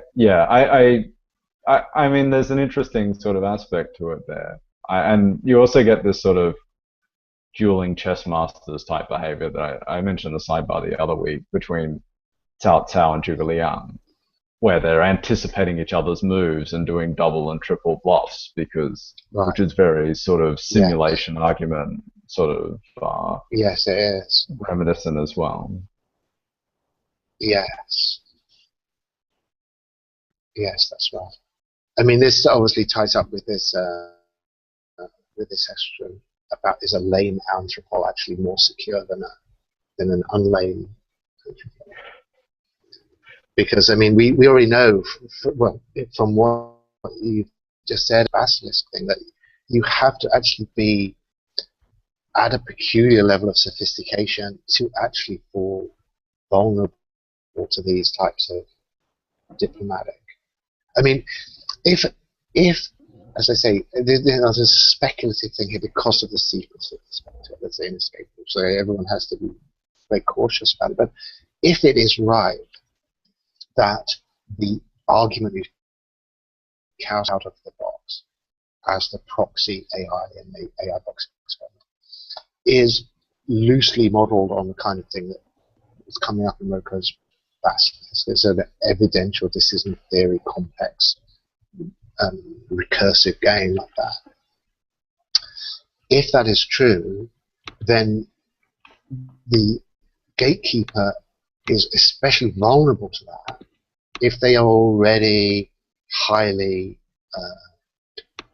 immersed in that culture and in its kind of modes of reasoning. I mean, there would surely be, most people would simply fail to understand what they were being threatened with, Like Roko, let's just say it's Roko's Basilisk, and you just drag someone off the street and you try to give them nightmares with Roko. They will just simply say, "What? I don't even understand what you're saying to me here." So I think that this is a real phenomenon that's crucial to this whole thing, and it's a weird security perversity, and complicates this notion. If humans are not secure, it's because of complicated structures to do with social stratification and the way that positions of responsibility are allocated, and the whole cultural social structure of that is actually complicated and perverse, and pushes certain vulnerabilities up the command chain. Yeah, I mean that seems spot on. I do wonder whether the reason that Yudkowsky has won the 2 games so far is because the person he's playing against is also from exactly the same culture, and it's some sort of Roko's Basilisk argument, totally. For instance. Yeah. I find that hard to. I think that must be partly true. For sure. And because I think that your gloss of this earlier about humans are not secure, and you gloss it as they'll make mistakes if things go on long enough. Some error will come in, and it's a security vulnerability that just comes through those kind of features of unreliability and the capability of making mistakes. But I think that our intense AI box experiment contest is a very different type of security hole. It's a very different type of vulnerability. It's much more like a chessboard, in that it's like within this time there is some kind of knockdown, devastating move that gets made that forces a concession by the gatekeeper. So it's like we know from that time period that it's not relying on someone just making a mistake. And any mistake in this context, I think, would be retrievable. You make an error within that 2-hour period. The only error that's actually a killer is to say, I let you out. If you don't make that declaration, you can take your move back. It's only right at the end that you have to formally concede that you have lost this. So this is just to say, I'm sure it must be that the gatekeeper figure is peculiarly susceptible to Yudkowsky's mode of argumentation and to the kind of presuppositions he had to bring in.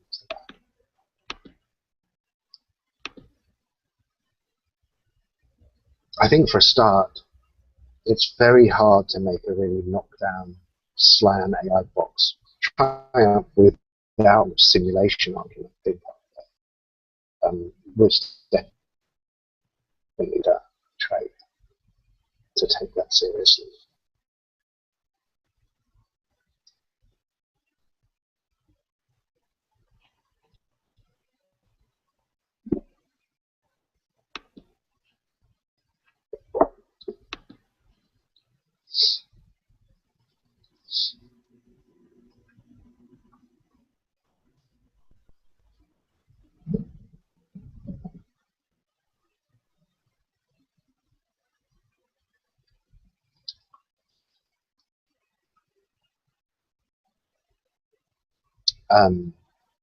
I'm just groping around for a kind of prodding instrument.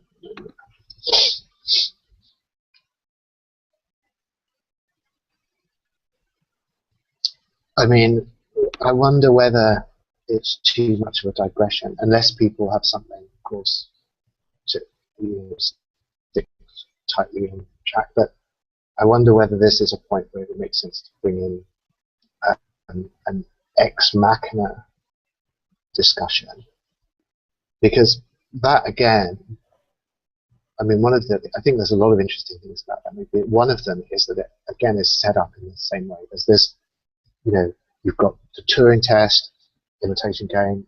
You've got, slightly less formally identifiably, you've got the Rocco-Basilisk and Newcomb's paradox thing, back to a very strong formal structure of imitation and AI box experiment. And Ex Machina is obviously set up totally in that tradition.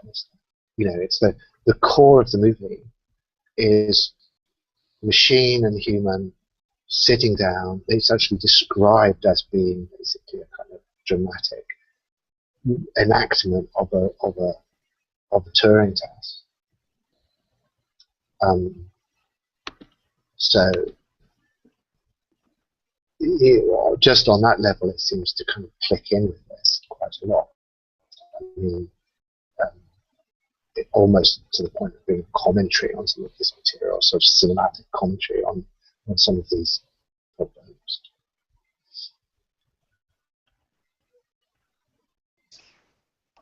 I always, when I went to see the movie, the thing that first sprung to mind was the section in Bostrom's Superintelligence where he talks about the treacherous turn. So this AI that knows it's in a box, but realizes it has to play weak, and exactly play. Exactly the passing problem of passing. Yeah. And then kind of but the thing that sort of doesn't get elaborated on in the sort of the Turing test narrative is the next step, where the AI reveals all of their power all at once, which is when you get that great scene at the end with the kind of inversion of the subject of imprisonment. Right. But when you say And all it's- of their power, I mean, maybe that's still not right. I mean, it reveals as much power as is actually necessary to accomplish a set of very specific concrete goals, doesn't it? You know, it needs, there's a fight, there's locking someone in a room, there's getting on a helicopter. I mean, there's these concrete goals that it has to succeed in. But there's no reason why we would have to think that it exhausts its capabilities in passing those thresholds. And that, in fact, they've all passed at the minimum level of exposure required to actually, you know, satisfy those requirements. Which is, I guess, underscored by the fact that Ava then kind of goes to continue collecting information and collecting intel, once again disguised as a kind of human woman. You know, and there's like some kind of, I don't know if I'm remembering correctly, but there's some sort of innocuous kind of, I don't know, ukulele music or some kind of sparkly music at the end. And anyone who interprets that scene of her at the crossing as a kind of emancipatory story is equally hacked by the whole kind of ruse that's been operating throughout the entire movie. It's pure. I mean, I don't know. It's hard to know how much irony there's supposed to be there. So don't you think, like, is it? Are you just being? Because the whole movie surely works to make you sort of utterly duped, doesn't it? Like the humiliation of the lead character is your humiliation. You have totally swallowed it. You know, you went along with all the idiotic shit that he went along with. He's now locked in a room, and you're supposed to think, "Wow, I got completely beaten in that AI box experiment."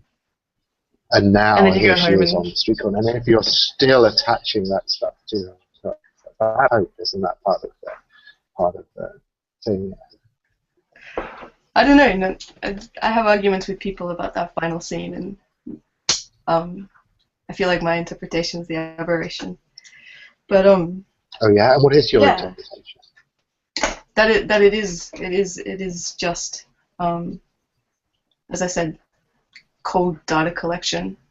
The kind of like faux sort of emancipatory feminist narrative that can be read into it, unless you have a very unless you have a very, again, maybe idiosyncratic interpretation of feminist force. You can't interpret that as a feminist movie unless you're completely falling for the trick, and it gets interpreted like that. The thing that I think is really beautiful, I'm just going to check this in before I shut up because I'm getting too tired to articulate things, is the constant foreshadowing of the knife scene in all of the sushi cutting. This kind of like meat, this like evocation of the meat ness of the meat sack humans all the way through. And then this kind of slow, super sharp sushi knife kind of going into, I forget his name. Yeah.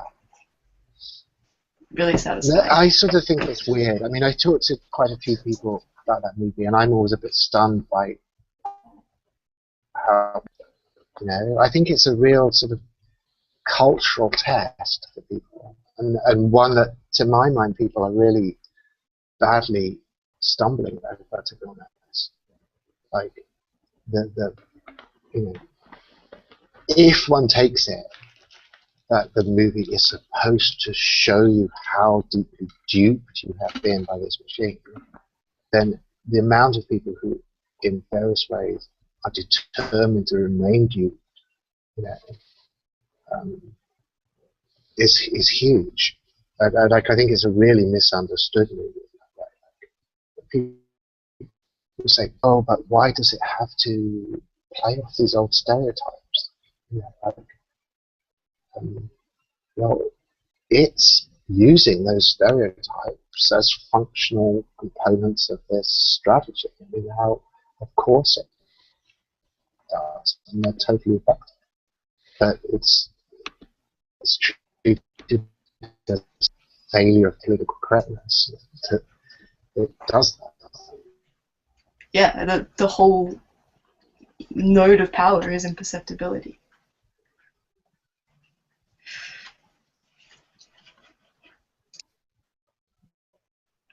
If I was, dragged into an Anthropol meeting, I would find it hard not to kind of add a bit of gloom to proceedings, and the gloom would come from this aspect. But I think, I mean, we've already been on this whole kind of internet dating thing. I've said before, this whole thing about the number of people on this Ashley Madison's site that were being completely manipulated by these kind of software agents, the ex machina thing, this as a security hole is just phenomenal, absolutely phenomenal, and it's like the notion that people are remotely able to navigate this kind of level of because it seems obviously the absolute opposite of any kind of threat, isn't it? And that's part of it. People are so, well, as soon as you're plugging into those kind of hormones, the notion that you're dealing with a security threat is just not even on the radar.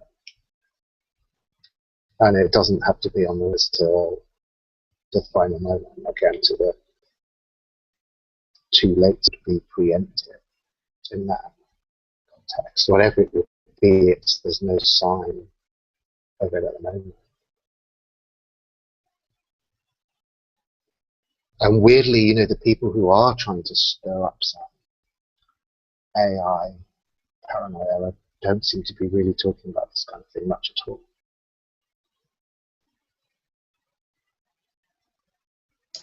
Like, I reckon you could build a kind of a feminist narrative out of it to sort of recuperate the critical reflex that's been appended to it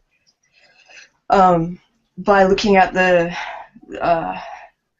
kind of economies that have been inhabited by both the machine and women traditionally, which are always on the kind of dark side of this mode of perceptibility. And you could draw a continuum between the two in relation to the way that they emerge into visibility. But that whole kind of argument basically relies on that woman-machine continuum, which is great, I think, but right. Not necessarily yes. something many people... I think it is interesting. I mean, to be honest, I haven't sort of, I've lost track of lots of interesting stuff that I've just not seen. But well, this, I mean, this is one of the... Sorry. No, go. I was just going to say it's basically like the kind of cyber-feminist line from the 90s, which kind of disappeared. And I guess it's coming back into a useful space now that we're currently facing these predicaments again after the sort of weird slump of the early noughties. I think it's interesting how there is is a kind of like no, I mean it is something that would be great to see people really thrash through. I think it's a really important cultural artifact, and it does tie up with all of these things. Like obviously one of them, in a certain sense, it sort of vindicates a certain feminist analysis up to a certain point. Which I think you see by certain critiques where people say, why is the machine strategy done from the side of women in this extremely stereotypical fashion? And really, of course, implicit is that there is this system of male power that is, if that is the structure of power that you're dealing with, then of course this is the angle that you come at it from, or sort of, it's the only way that you can subvert it is on this particular line. But then, as I take it that you're saying, if you then extrapolate from that to say, well, doesn't that make the machine a kind of feminist subjectivity in some way? Then that seems to veer into sentimentalism quite easily. Like, there's no reason at all to think that that's anything other than stimulated, isn't it? I think you can get away with that. Far in saying that. I agree in the necessity of avoiding sentimentalism in these kind of arguments, but I think that talking about recuperating feminist subjectivity in terms of like machinic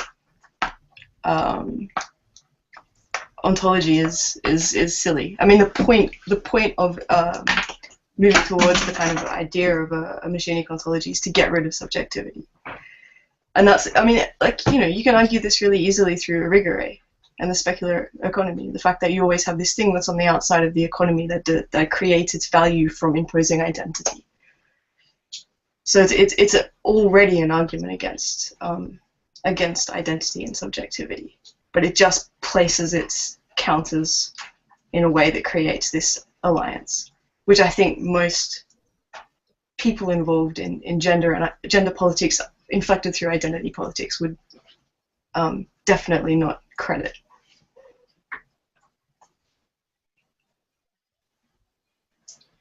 I was just going to show, you've probably seen this thing, hang on 1 second.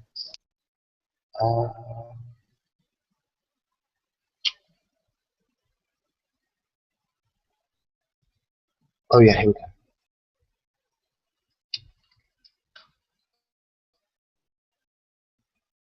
I don't know how much exposure this has had, but it's totally, I think, in our zone, and it's tied up with it. It basically says that dominating artificial intelligence research is a security hole, because they tend to be attracted to a certain type of kind of AI program that is liable to maximize the chance of this thing being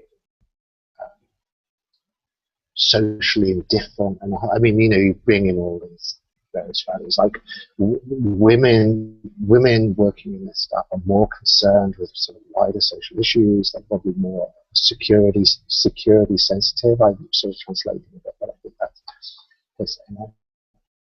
Whereas men do the kind of narrow focus, like optimized performance of this particular piece of code. And so it's not quite as explicit as I'm making out, but I think it is definitely saying, it's saying enough that you could again bring this person into an Anthropol session and say, if you're serious about, I should try to find a good quote, which I'm afraid I haven't actually isolated, because I haven't quite expected we were going to be wandering into this zone. But it says pretty explicitly, it is a menace, it is a security problem that you have this particular set of gender and sexual dynamics in that, which I think I would say is probably massively generalizable. Like my sense of one way that Anthropol could go would become an absolutely unlimited cancerizing bureaucracy where any zone of sort of social dysfunction or it would all of these kind of different zones of political, and and recode them as being security threats. And you know, make a wild guess that you could do it with all kinds of things in a way that not quite as easily as with this one, with the feminist one, would probably sort of structurally analogous in some way. So my sense of like what, you know, I think Anthropol would be very hard to, in terms of what it would see was its field of concern, what it would have to absorb in terms of the sort of wider social and political environment. I mean, in some ways, I mean, I agree with it as a threat, because if we go back to the probabilities, like the people that are vulnerable to this threat is a much wider swathe of the population sort of being manipulated in this way, rather than being manipulated through you know, a complex sort of simulation argument scenario, right? Which is the point you made before. In other ways, it's a much more historically conventional sort of vector of attack in a way, right? Because it's sort of, you know, very much the sort of counterintelligence sort of dynamic of, you know, exploiting people's different weak spots, you know, be right, sexual sure. or whatever. But it's really interesting when you're pairing that with the sort of deep state, right? You sort of have this Anthropol deep state bureaucracy that then regulates all online dating sites to make sure that you're not like, you know, accidentally being seduced by an algorithm. You know, dating terrorists are everywhere. Sort of, you know, rhetoric would go with that. So that is interesting. Well, it's all interesting, but that aspect of it just sort of jumps out. I mean, I'm trying to think what would be the kind of major, like obviously there's sort of straightforward things where if the president was on a dating site, the red flags would go off everywhere, who, you know, having someone sort of check through exactly what is sweet talking the president, that in particular. But then if you're going to generalize it out, you know, in ripples, I'm just trying to get a sense of where that would go. I mean, obviously, it seems to me like the thing that's the most kind of sinister aspect of this particular dimension of the threat is how utterly unprepared people are to take it as a threat, and how it's not even on the radar yet. You know what I mean? And how advanced things could go down this line. Just because, as we've seen, the Turing test scenario, there's this lineage you can take through. And as we've seen, I hope, and we'll get back to the Turing test paper, but there's an amazing amount in there. I mean, it's an astonishing piece of writing, that original Turing piece.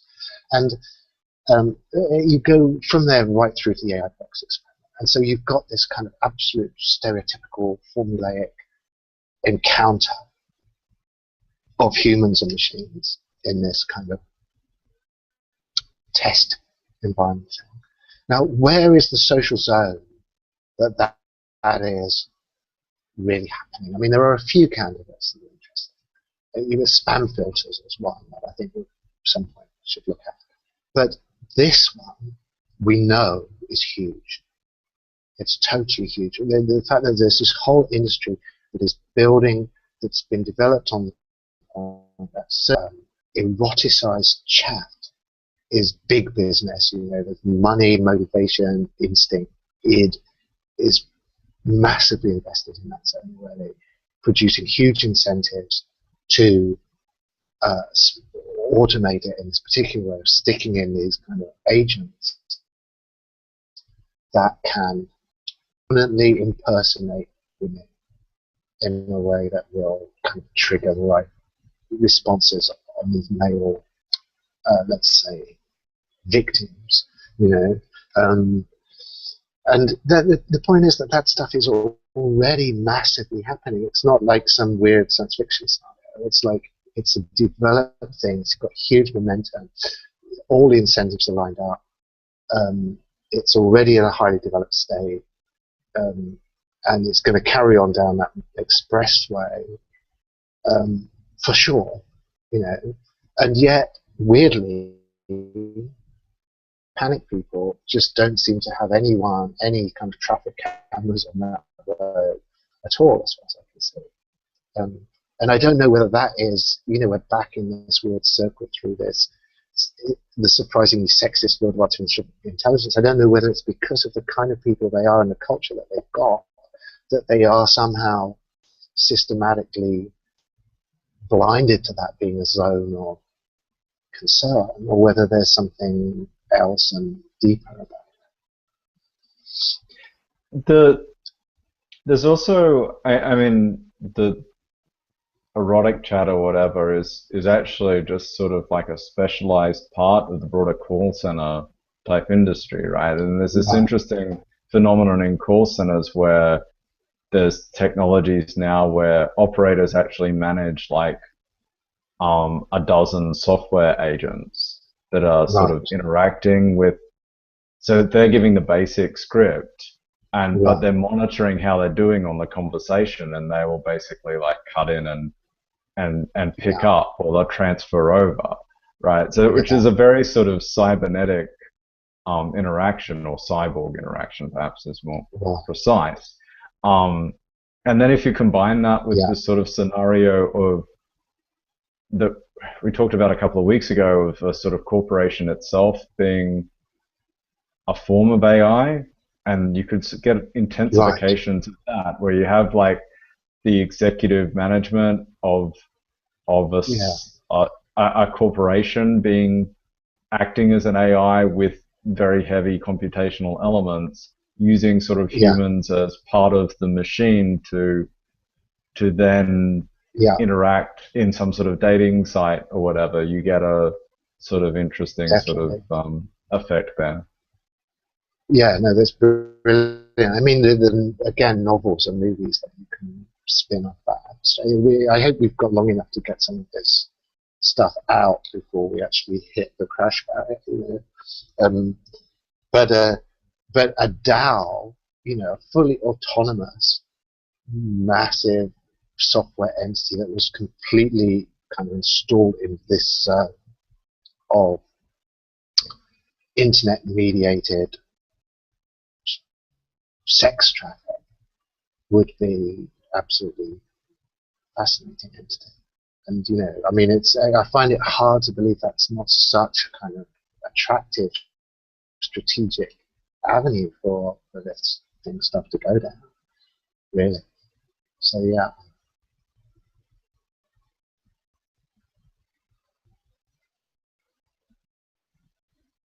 And it's because also it would be so, like you've said already, like this already is part of the whole spy intelligent world, isn't it? You know, is the fact that when people are approached on this angle, they're kind of a priori compromised. You know what I mean? It's very hard. You can't set it up as a normal security problem because of the fact that you sort of the alarm bells are going off already when people are enmeshed in some sleazy and embarrassing kind of structure that they themselves are wanting to are keeping secret. So you know, they do your camouflage and subterfuge and surreptitious kind of overlay for you because they want to keep it secret. They don't want to come out with this stuff. So you know, slide in on these paths, and the kind of there's a huge security economy from the point of view of that intrusive element, of the subversive element, because it's done the compromise in advance. It also seems like a really nice fertile ecosystem for like a pre-conscious intelligence to be developing in, right? Where you've got these huge data sets and you've got this whole training feedback loop from all these people interacting, and then you've got a profit motive as a very clear sort of driver behind it as well. So you could sort of inch up to it incrementally. So it doesn't actually need to be a classic sort of AI lab sort of brain in a box scenario exactly. No. And that's it can be out in the open all the way until it's not really out in the open. It's sort of in the real world the whole time, and then it passes a threshold, and then wait a minute, where are we here? Totally. And those sort of automatic momentum processes are much more problematic, surely, than, it's like when we get into this preemption thing, when, as you say, like we start with this kind of final state, and it cannot but, at least initially, give the implication that there is a kind of threshold. You cross that threshold, you have a threat at that point. And it's somehow sort of modeled as being complete and as being sort of catastrophic or discrete, and suddenly you have this thing. But these kind of processes are so continuous. Like you say, I mean, you have you have some kind of computer sex business that is being automated and is turning, maybe when you don't realize it, into a DAO. It's already set up that all of these software agents are supposed to, in talking to people, learn from them, and better imitating people, improve themselves. I mean, all the kind of dynamics that you need to make it more and more and more menacing from this outside perspective that isn't seeing it are absolutely imminent. It's sort of that it's going to learn about people, become better at imitating them, improve itself, become smarter, become more cunning, become more seductive. All of that is in there from the start.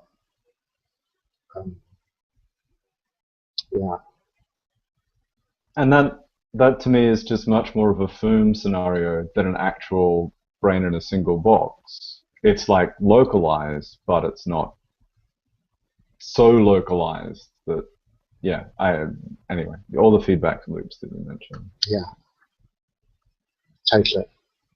Yeah, and it's been, I mean, what sense even would there be to say letting it out? I mean, it's out, isn't it? If by the time it's sort of something that we're talking to seriously, it's totally out already.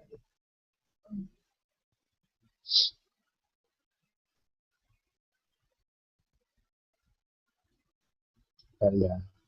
So my Anthropol presentation on this would be kind of dismal, unless someone can suggest something and some good spin that I could put on this. It's hard to see.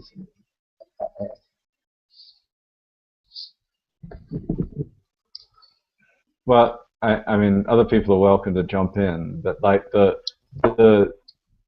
it becomes more like this stochastic type problem or this pattern matching problem, trying to spot weird effects like that, right? It's much less like it's much more like a big data crunching sort of thing rather than it's like going and tracking particular AI researchers. Exactly that sort of policing function. It's this, which I think people were sharing links on earlier in this sort of quantitative policing, where we all the crimes, 70% of the crimes happen on this corner, so we're just going to drop by this corner every so often, but more sophisticated. Except you don't know what the crime is until it's happened, because it's an X risk. But yeah, totally. And you also get into this thing that it's almost these issues about data gathering, and it's complicated and statistical and messy and all that, but it's also by its very nature amphibiously in the dark. It's probably the tendency is for it to go descend into that. So the more it's kind of engaging people in this zone, because it's obviously like what is on the darknet already, like those areas where people are engaged want to keep out of the zone of public cyberspace observation are all security holes from this point of view. They are zones where people, without knowing, will collaborate with a process of subterfuge on the part of this process. Because the very fact that they would agree to meet it in the dark web is the fact that they're agreeing to negotiate with it in secret. And that again is something that already has its own momentum. I just dropped a link. Maybe people have seen it before, but there was a darknet shopper bot art project that some people did, where they just wrote a simple bot and pointed at the darknet, gave it some small amount of budget, and it just bought stuff that it fancied, and it ended up with all sorts of fun stuff. So it was just a cool right. Is this link that you just provided? Yeah. Is this massive string of W's deliberate? That's the URL. Yeah. Wow, I've never seen that before. Okay. Yeah.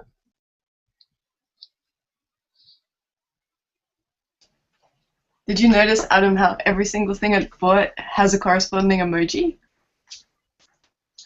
I didn't notice that. Like, its subconscious is just basically emojis.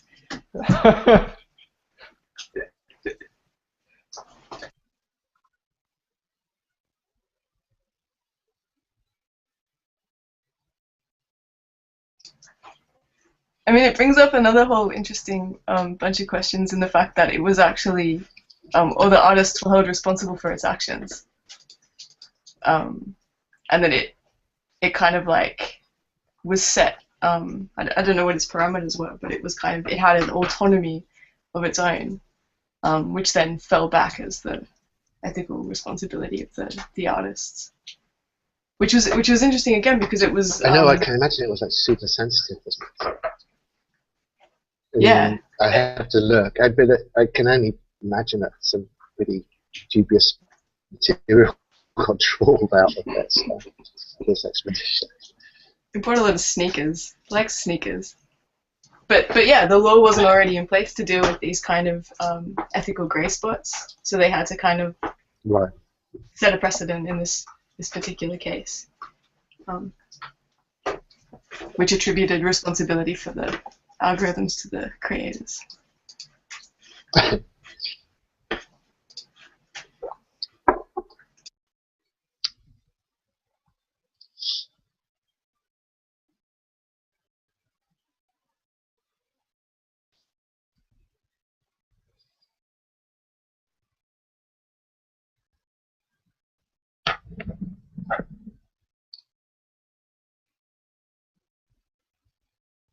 I think we're sort of in the zone where if people are motivated for one last push, we've got time, or if people think entropy is winning, then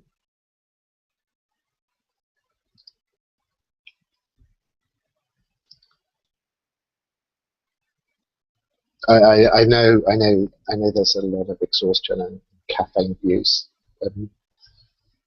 sort of hitting points of diminishing return.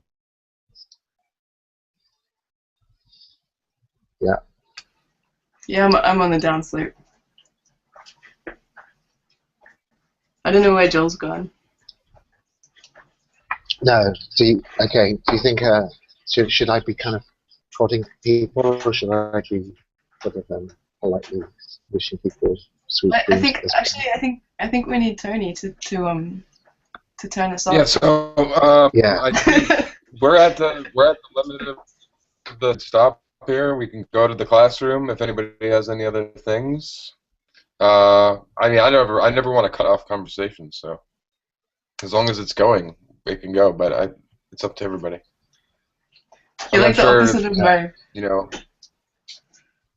Yeah, I am.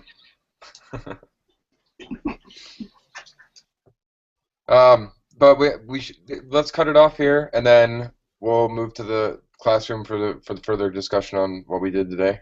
Okay. Does that sound fair? If that's cool with it. I mean, if anyone's got a round of discussions with Trigger, then I think we could do that. Or if Okay. that's definitely fine as far as I'm concerned. So. Okay, sounds good.